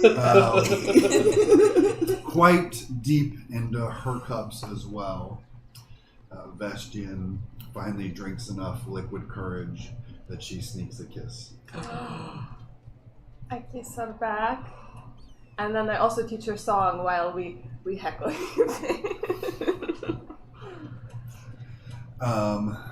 Yvain, do you stay with your mother? Do you head back to the academy? Oh shit. I mean, I guess my bed's a hideaway, but there's not really anywhere for Mogar to sleep. She can make a spot for him. She can invite both of you to stay if you want to. She says she has a lot of friends. I'm sure there's another hideaway bed somewhere. I think of it as a fairly small apartment, but if it feels like Mogar will be comfortable, on the couch. I'll be on the floor. then yes. I mean, we have been like adventuring, and I do have like some of my stuff. I think so. Yeah. It's also sanctuary. Doesn't everyone just have open doors? Like, would the neighbors also just... I think this is a pretty communal place. You just crawl into bed with the neighbors. Sanctuary is a pretty communal place. Everyone just kind of shares beds, right? Do it that moment. Crawl into bed with them. Yeah. No words. We Just have a lot of privacy here. wrap cover, arm The around, door was open. cuddling tight. The open hospitality extends to an extent. Consent. But there is also, anybody here in Sanctuary, there are stations that you can go to and say, like, hey, I need a place to sleep. And they will provide habitation for you. It's not quite a home, but if you ask for it, they would give you shelter, a bed, somewhere to lay down your head. But also, yes, your mother has enough space that she could provide for both of you should you choose to stay here. Then I think we stay. Yeah. I would like to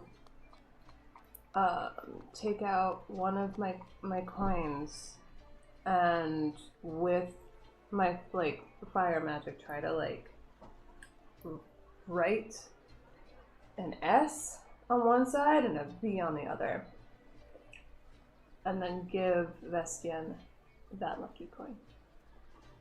Aww. She pockets it quickly. As she just says, I've never really felt like this. I don't want to stab you. That is such a beautiful compliment. You make me feel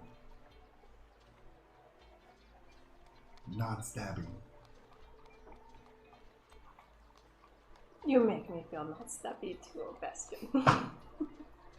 Will you be in Sanctuary long? I have no idea. Can we do this again? Yeah. Okay. Thank you. Yeah.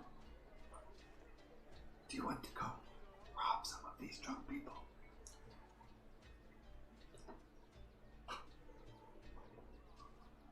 There is a no inside of my head, but also yes. I feel very conflicted. I should let you know. It's extra dangerous here in Sanctuary. That doesn't help the conflict going on inside of my head. I know. The extra challenge. It's exhilarating.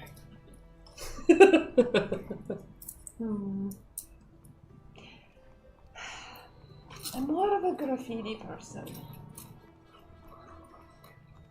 We can do that. Okay, let's do that. Okay. She takes your hand, you both run out of the night's rest. Bye, Tulak. Bye, Dinah. We're going to go have some fun. Bye. We just tag the whole city. That's pretty cute. Graffiti day. It's like the top of the tallest tower. Into the night you go.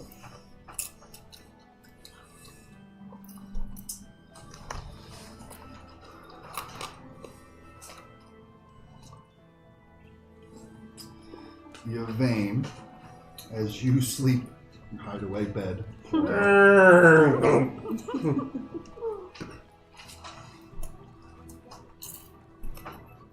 Late into the night,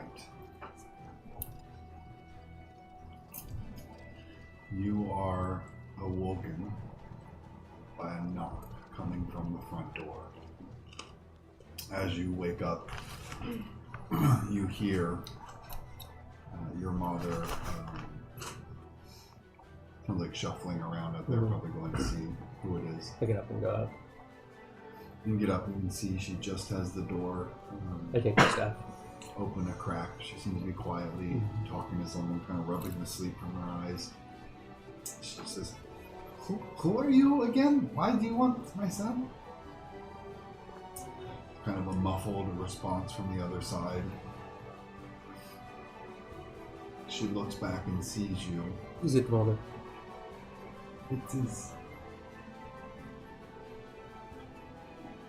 ages from the congregation. Try it now. Well, let me see. There you go. You go over and look, and you can see two, a man and a woman, both in the formal robes of the convocation, with the triangle in the eye over their breast. As you peek out the door, they both say in unison, Yvain, you have been summoned. And they both turn as if to escort you out. Wait, moment. Summoned by who to where? And in middle of night? The High Masters of the Convocation. It is time. I can bring friend. They look at each other. They look at each other and say, you can bring him to the academy. It will be a closed meeting. Is this something that I've like heard of happening? I mean, is this like, or is this super suspicious? Like it sort of seems. It's a bit mysterious, but We heard that they came and got you here. you are aware there is a bit of ritual ceremony involved in raising someone in the ranks of the congregation. And this is very much almost like a test of like, this is the time. This is the You way. follow, or you stay. Okay, Crazy mother, work hours. I have to go. Please, it's okay if Mulgar he stays for until morning. Of course, of course. I'm sorry about it. Prestidigitation. The sun finishes. He's not going northwest all night. Please, tell him I have gone to meet with mages of convocation and to come find us at academy in morning. Okay. Спасибо, mother. Okay. Okay. And I get one moment. Let me. Quickly, Okay, I'm ready. Get ready. Yeah, Grab you your should staff. jump. Yeah. And they do, as you come out, they flank you and kind of march you back out. As you come outside, you can see there is one of these carriages waiting for you, but you can see this one has the symbol of the convocation on the door, as it's one of their private transports. As one of them heads in, waits for you to go in, as the other one follows in behind you. They both take seats on opposite sides of you, sit silently, staring straight ahead. The carriage winds its way late, almost early in the morning at this point. before sunrise, leading you through the winding streets. The city, not quiet, but quieter this late into the night, early into the morning. Not quite fully alive, but still alive, as a city never sleeps, a city of this scale. Eventually you can hear the chiming, tinkling noise of the glass lace bridge that bridges the mainland of Sanctuary to the island in the middle of the river that the Academy sits. You can see there are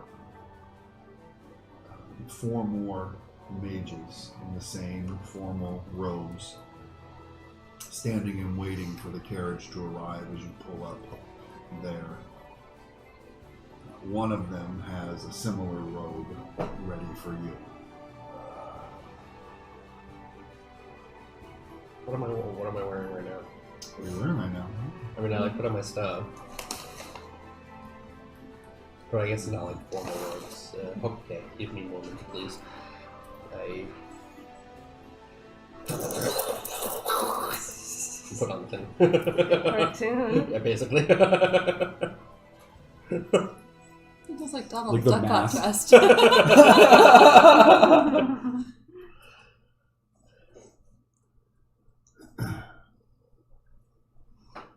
Once they have the robe on you, and it pretty easily, it kind of drapes over whatever else it is that you're wearing, the 6 of them all turn in unison to head into the Academy itself. They walk with them. They march you through, stopping in the center of the large open lobby, kind of forming a circle around you, each of them with their backs to you and looking outwards. As you form up there, you feel the enchantments and the magic start to ripple through, and all of you levitating up through the Academy Tower itself. They remain silent, a silent guard around you as you ascend up into the Academy. And where you finally stop at, you can see kind of like a walkway extends out into this open space that they step out onto, waiting for you to take your position among all of them. And you can see the walkway leads into a long hallway that, as you step onto it, torches light up in a row, each of a different hue and shade, giving this kind of rainbow glow. And at the end of the hall, a large metal door with the triangle set half on each panel and the eye in the center. They bring you up to the door itself, and then the 6 of them stop, 3 stepping off to each side, as the next step forward is yours to take, should you choose to.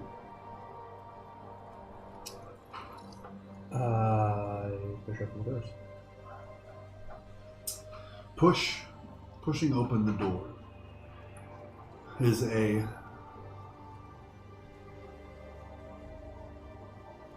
moderately sized round chamber, a symbol of the convocation inlaid in the floor tiles beneath.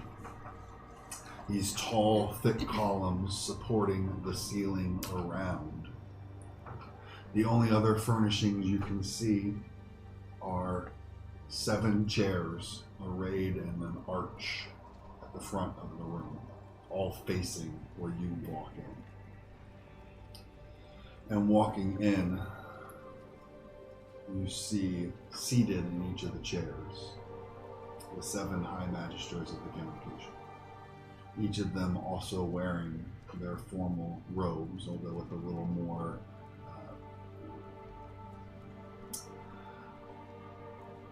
embellishment and kind of badges of office on theirs. You can see going kind of around the room, the elven form of the first wizard, Imris Valda. Next to her, you see a small fawn in his robes, his little horns kind of poking out of this tousled, sandy, blonde hair, who you would recognize more by reputation, like you never really met him, but by reputation you recognize all of the High Magisters. High Magister Cam Billig. Next to him is another halfling man, the High Magister Garter Springson. Next, going around the arc, a woman and a man, both human and both bearing a striking resemblance to each other. Not quite identical as they are a man and a woman, but enough so, look very close in age, that, and you know, as they are the High Magisters, they are twins. Miriam and Norris Seldy. Next in line, almost to the end, is a small Simia woman. This ape-like woman with the kind of colorings of like a capuchin monkey. High Magister Rini Pythecus. What was that? Rini Pythecus. High Magister Pythecus is her formal, how you formally address her. And finally, a man with, a human man with a kind of like strong Roman nose.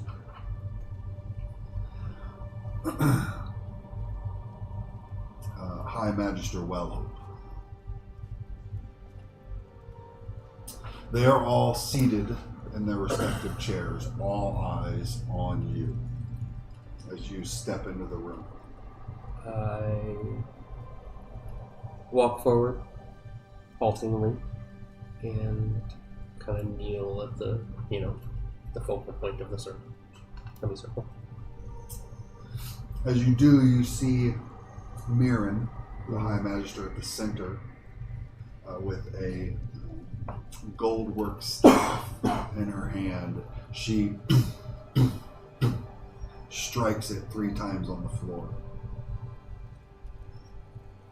The fawn speaks out. Who stands for Yvain? Tutor of the convocation. And what you hadn't seen, beside the doorway, walking out behind you, the dwarven form of Guide Thornfeld. So he steps up behind you and just say, I do. Yvain works hard, studies hard, learns quickly, and holds true to the edicts of the arcane convocation. And he takes a step back. The staff strikes 3 times again. As Rini, the Simia, just says, Tutor Yvain, why do you wish to rise among the convocation?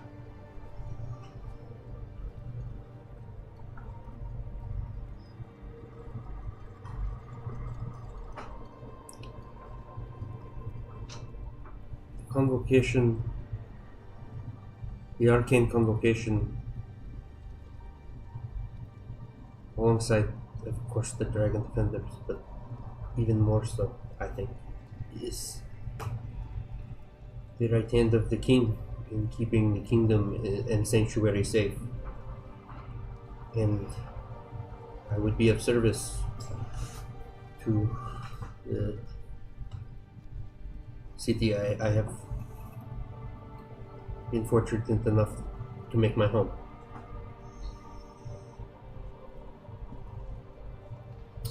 High Magister Wellhope just says,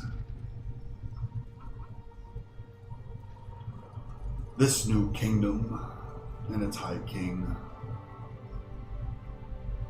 seem good and just, but the convocation supersedes the kingdom. Our loyalty is to the convocation first.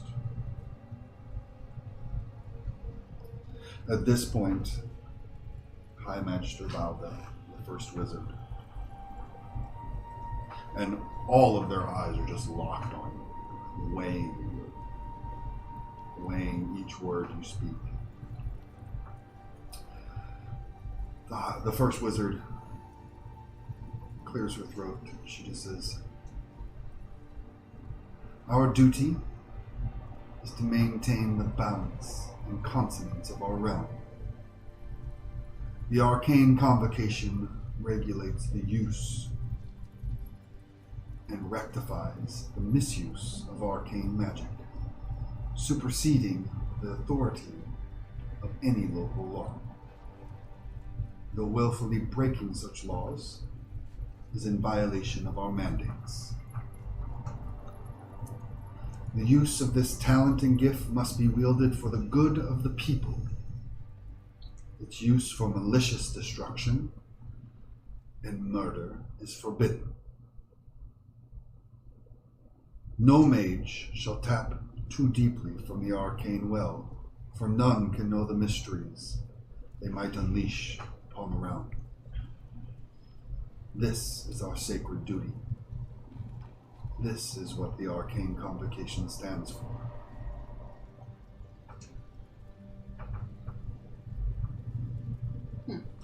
Is this what you also stand for?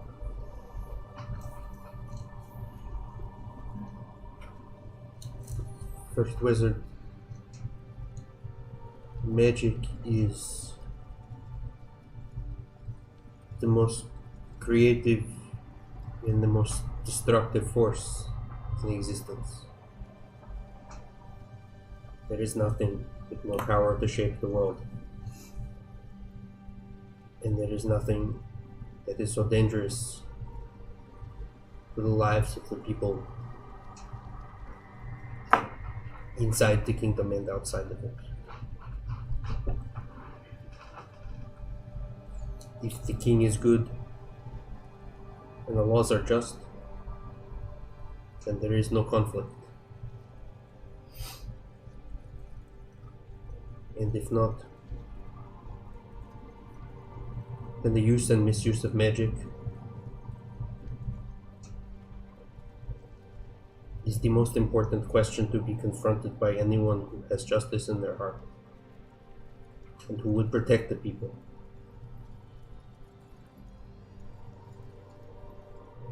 I will uphold these principles. High Magister Seldy, the brother of the twins, nods his head and says, "You've taught him well, God Thornfeld." Clegis just kind of nods his head a little bit. First wizard continues.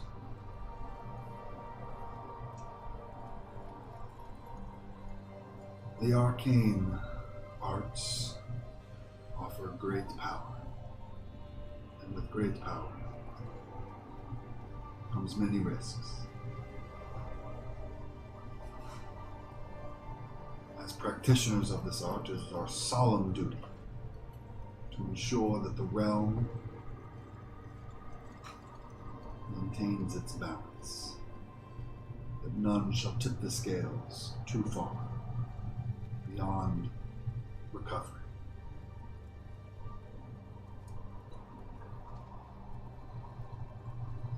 Do you, Tutor Yvain, swear to uphold our edicts? I swear it. Do you swear to hunt down those who would misuse the powers we have been given? I swear it. And do you swear to maintain the knowledge that we must keep? I swear it.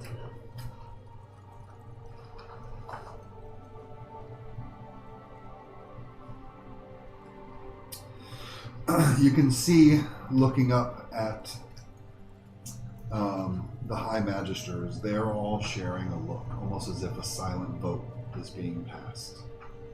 Again, each of them looking back at you, weighing your character, weighing the oaths that you have sworn, and you feel, as you stand at the nexus point of this symbol,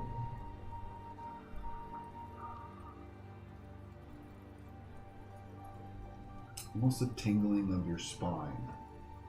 As each oath sworn, you almost feel wrapping around you like a second skin, more than a second skin, sinking deep into the core of your being.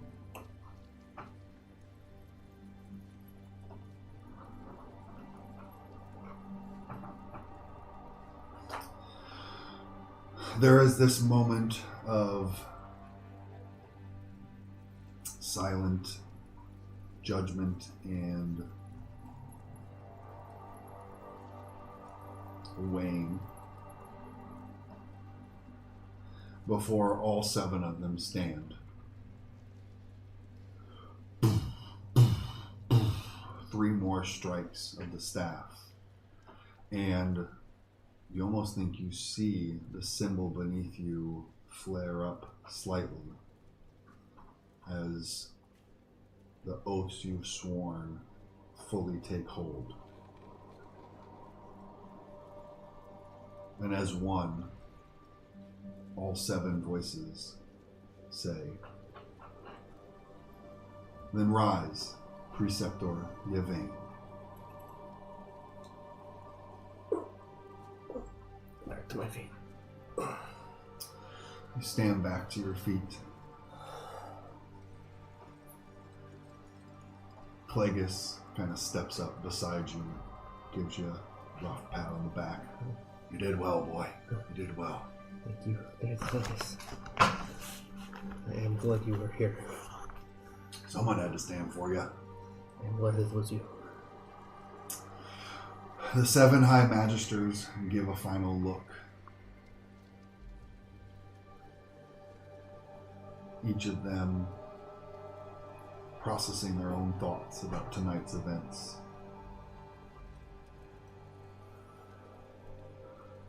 Before you see the kind of formality and ceremony shed from each of them. A few of them start to turn away. You see the little Simia woman just says, "Well, now that that's over, a bit out of precedent, First Wizard, but I hope that you are pleased with the results." First Wizard just nods her head slightly with a little smile on her face, and she says, "I believe that he can be useful and an asset we should not let go to waste." Thank you, First Wizard. I will not let you down. Thank you, Preceptor Yvain. And congratulations on your victory. Thank you. The other High Magisters you can see at this point are all kind of filtering out of the chamber. There's a couple of doors at the back of the room as well that they're exiting out through. She says, "I am sorry for the late night interruption, but I could tell that you and your friends were eager for information, and it's all part of the ceremony, testing how I will not eager mention that, you are to join our ranks." I will not mention that the mages who summoned me almost scared my mother out of their skin, but she is a tough lady. She has seen much worse. Well, I do have some sleep to catch up on, and more work ahead of me tomorrow. I can't promise all of the answers that you seek, but I I can meet you here at the academy tomorrow afternoon. That would be most appreciated. I know that there is much to learn and inquire about and investigate. Indeed. Well, congratulations once again, and both on your victory at the arena and on your promotion. Thank you. She gives a slight nod to Clegis as well, who you see kind of blushes a little bit, kind of keeping his head down. Before she also exits the room, Clegis just says, "Well, that was something. I've never been... I mean, I've spoken for a few people before, but I've never... That was quick. For you to go... I mean, you only graduated a few months ago. It is a little bit overwhelming. You skipped right over guide rank. You're already a preceptor. I guess you're my boss now. That cannot be right. That's what they said. Preceptor Yvain. That was... That's your title. That's your rank in the convocation. Well... As high as you can go without becoming a magister. Not a high magister, mind you, but a magister. It's impressive. I don't know what to say.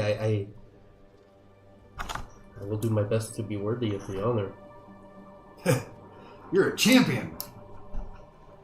Well, but that was just one day, and also I got to smash Gluttus in case it was, you know. It looked like you enjoyed that. It's not just that.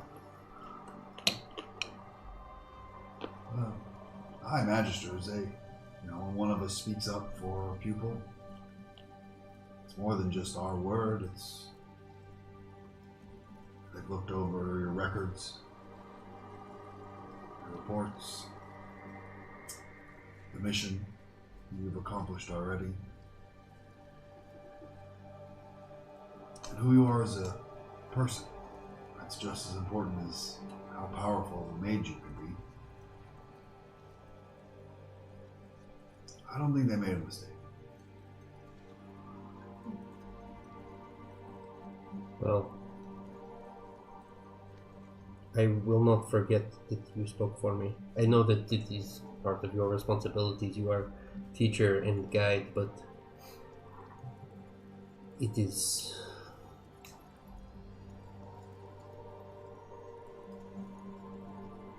more than that to me, that I can have at least one friendly face in this place always. There's plenty of friendly faces around. That is not what I mean, and you know. I do. Anyway, shit, it's late. I am sorry that you have had to get out of bed for all of this rigmarole. I mean, I knew it was going to happen, so... Oh, they are tell you in advance, of course. Yeah. Oh, my mother, I have to go back. She will be so worried. Yeah. Well, should be a carriage waiting for you outside. And she is going to bite my head off again. Second time tonight. Fourth time tonight. Why? Shouldn't she be proud? Of course she will be proud, but I am summoned in middle of the night in mysterious ceremony. She is probably think I am being arrested. Huh. Well, good luck. Thank you. I guess go back to sleep. Don't blow anything up. I'll tell tomorrow. Don't go back outside. Get me hurt. Go back to my mother's. Scoot on back to your mother's.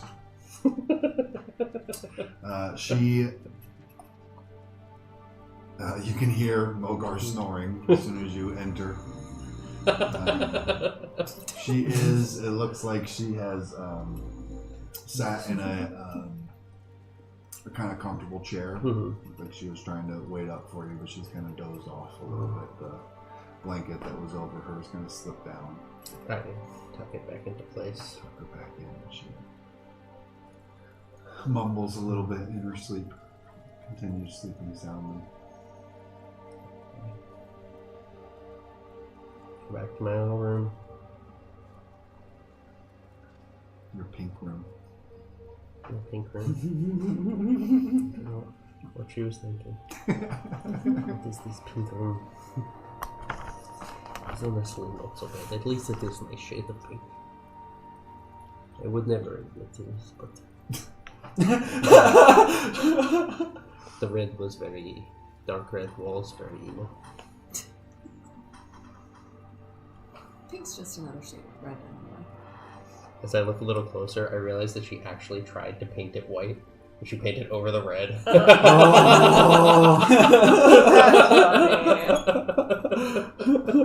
No problem. And I slowly take off each piece of clothing.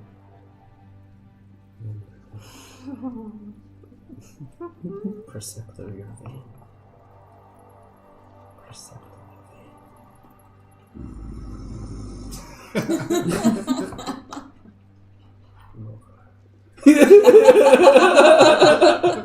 Prestidigitation for as long as it takes to go to sleep. Climb into bed, go sleep. The rest of you all get a night's rest as well. Vestian invites you back to her place. Oh, Should you damn. choose. Ooh. After a night of graffiti. What does her place look like? Do you go Yeah, back I for that? have to find out. I have to find out. Yeah, we gotta go back and find out. I don't know. I will. Alright. Stay in like a dorm room with people that I barely know, or have a fun time.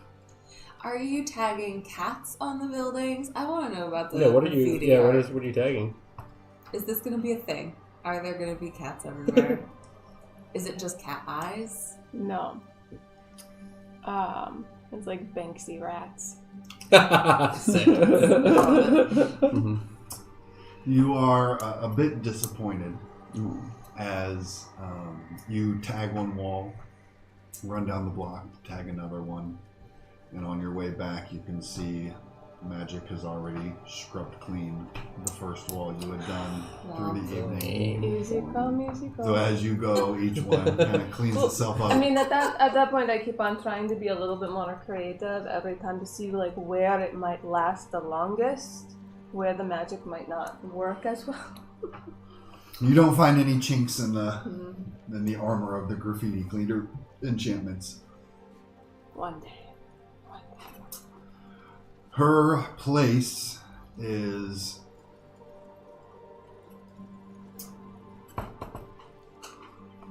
you wouldn't think it was a residence when you walk up to it. She kind of heads through a few back alleys up kind of like a metal fire escape ladder that goes up a few floors. And what seems like almost looks more like a warehouse than like one of the residence, like apartment complexes that you tend to see. And she doesn't go in through a door, she enters through a window. And there is just a single room. You can see one corner there are a lot of like large pillows and rugs all piled together to kind of create this nest almost. Everything else looks pretty sparse. Very much giving the impression of someone ready to move, ready to go. And not a lot holding them to this place. But you do see there's quite a bit of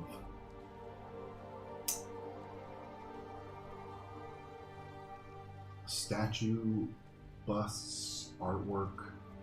It seems like very expensive art objects on display around this little hovel.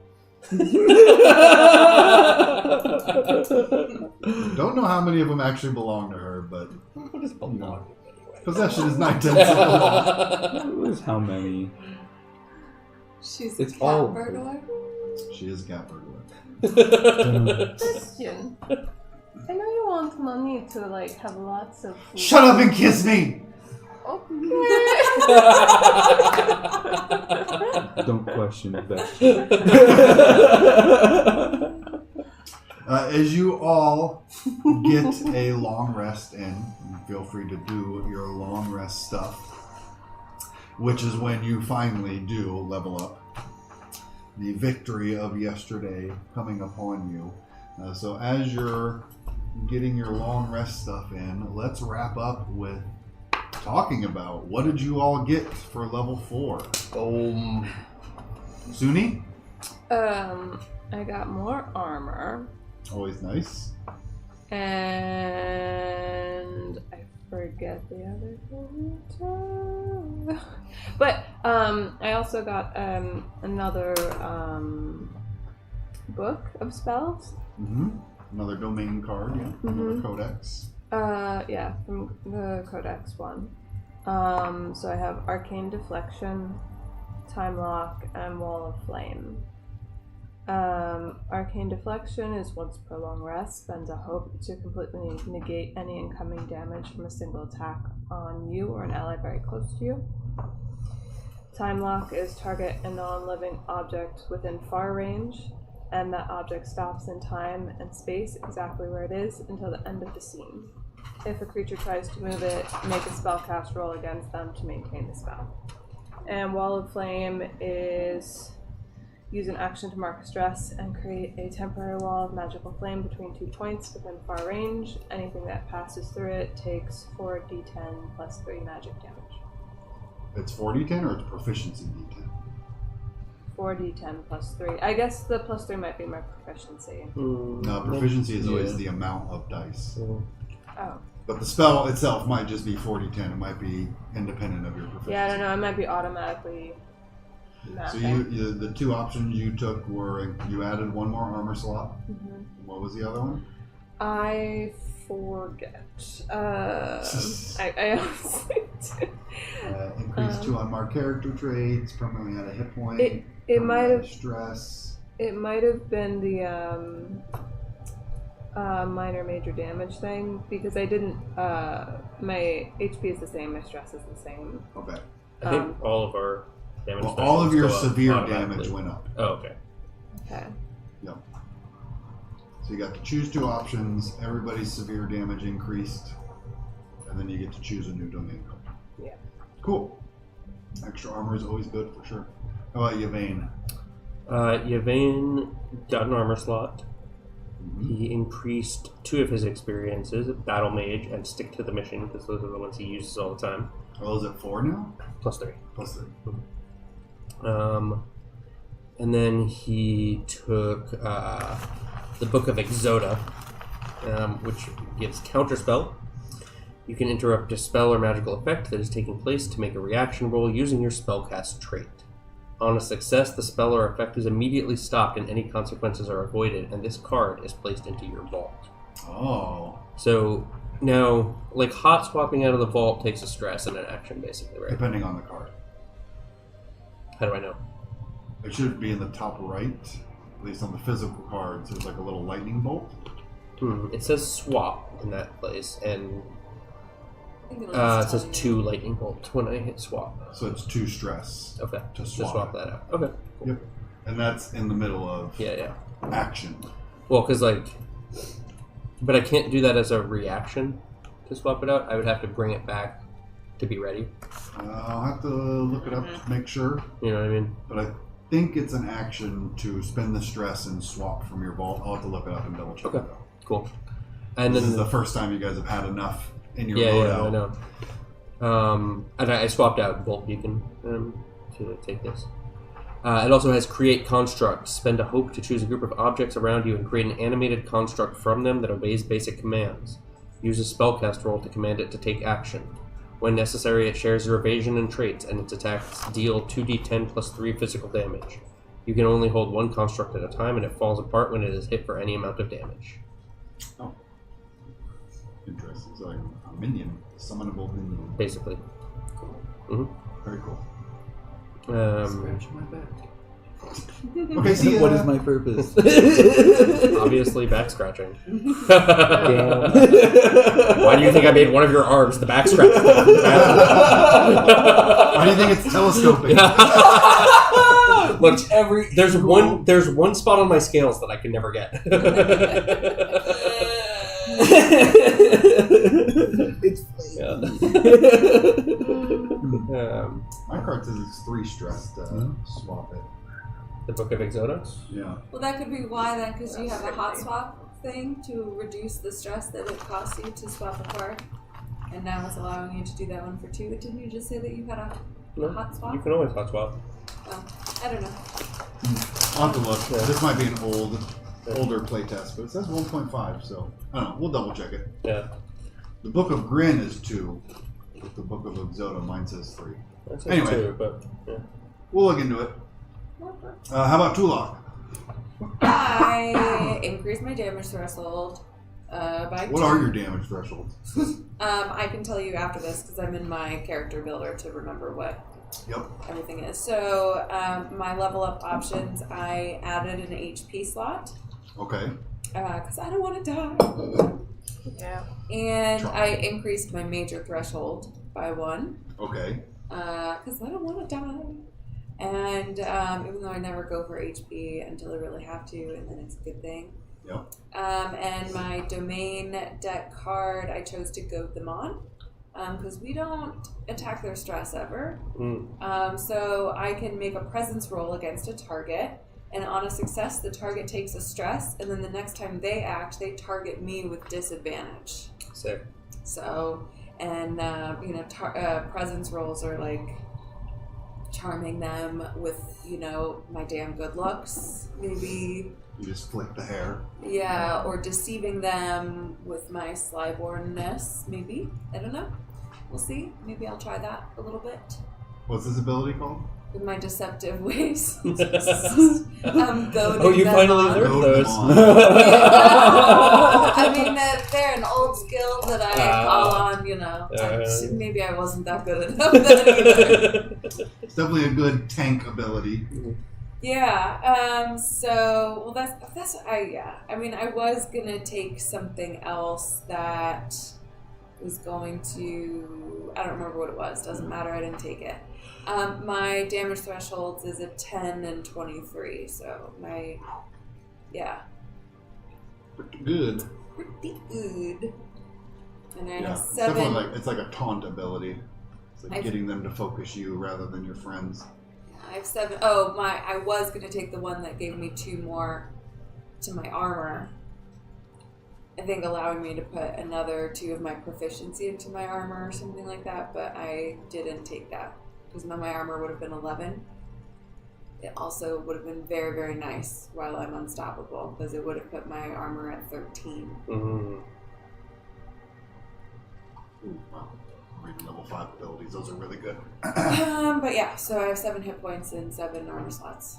Nice. So I don't know what How the about normal is. Mogar? For level 3. Mogar discovered he was at level 2 this whole time. For level 3, my level up options, I chose more HP and more stress slots because that sounds great from 6 to 7. Choose a domain card. I chose Brace. Okay. When I use an armor slot to reduce incoming damage, I may also spend any number of hope. For every hope I spend, reduce the incoming damage by the value of my proficiency. My proficiency is at 2. Okay. Nice. For level 4, oh yeah, I also got a +2 on my severe threshold from 3, and I get it again for 4. Yeah, you get that every level. I chose add armor slot. That sounds good. Mm-hmm. And increase evasion because I might as well. Yeah. And then I chose boost for my domain deck card. for level 4. Which is basically the tag team ability you've already been... Yeah, I've been trying, but now it's on paper for realsies, so it's awesome. And it's... You should read that so that I can hear No. If I have an ally in close range of me, I mark a stress to boost off of them and into the air and perform an aerial attack at an enemy within far range. Which is sick. So the ally is in close range, Yeah. and then you can hit someone in far range. So instead of trying to throw you with the staff, he can now just jump off your back and go smash. Which like was a Goomba. Yeah. That was the move you did to Dinah to get over the wall. You launched off of Tulok. So it all comes together. I've now All manifested that it in the practice card. If I have advantage on the attack and I add a D10 to the damage at the end in melee range of the target. And you add a D10. Yeah. To the damage. Yeah. Nice. With That's advantage on the attack, it's pretty good for a stress. And your damage right now is like 2d10 plus what? That D10. Sick. It's going to get my proficiency up. Wait, can I increase my proficiency? It increases to the next level up, I think. Yeah. Oh, okay. Automatically. Nice. So next week. What? Yeah. We don't want to rush it. Well, I just We gained cap 2 at 10, levels, right? so I'm Yeah. done for now. So- That's it. You don't have a bunch. You don't need another one. Not right now. Okay, I mean, Yeah. Mogar wakes up and feels In the- levels are powerful. nice. So powerful. In the next tier of play, which is levels 5 to 7, you can twice choose to increase your proficiency. Oh, really? So you can just choose, like, nope, Yeah. I'm getting more proficiency. Really? Yeah. That's one of your level up. No, it's I do happening. want that. It's happening. That's I sick. do What's Because happening? you can do mad damage. Because then, Yeah, that's hell because then damage. one hope could block Proficiency is 4 impactful for damage. me, for Yep. sure. Yeah. That's so good. Yeah. It impacts That's so my good. damage. It impacts my health. It impacts. But you all get in the rest of your night's rest here in Sanctuary to reconvene tomorrow with your new abilities. Maybe they'll get put to the test. We'll see. Who knows what'll happen. And we will reconvene here in 2 weeks' time. We are taking next week off. We will be back live again the week after that. If we're going to do something during the week off, maybe a chatting stream or something like that, we'll let you know on social media. So follow all of our social medias. I don't know why I'm pointing down. I don't have it linked anywhere. Maybe I'll put it in the link in the YouTube. Whatever. Facebook, YouTube, Instagram, X, Blue Sky, Twitter. I don't know. All Flip the things. phone. TikTok. Just text Job. Just text Job. Yeah. Send On me his a flip text on phone. my flip phone. Follow us on there. We'll let you know if and when we're doing other streams. But otherwise, this campaign will be on break next week. We need an RSS. This campaign, break next week. We'll see you back in 2 weeks as we continue the adventures of Hijinks. Bye, Jax! Bye, Jax.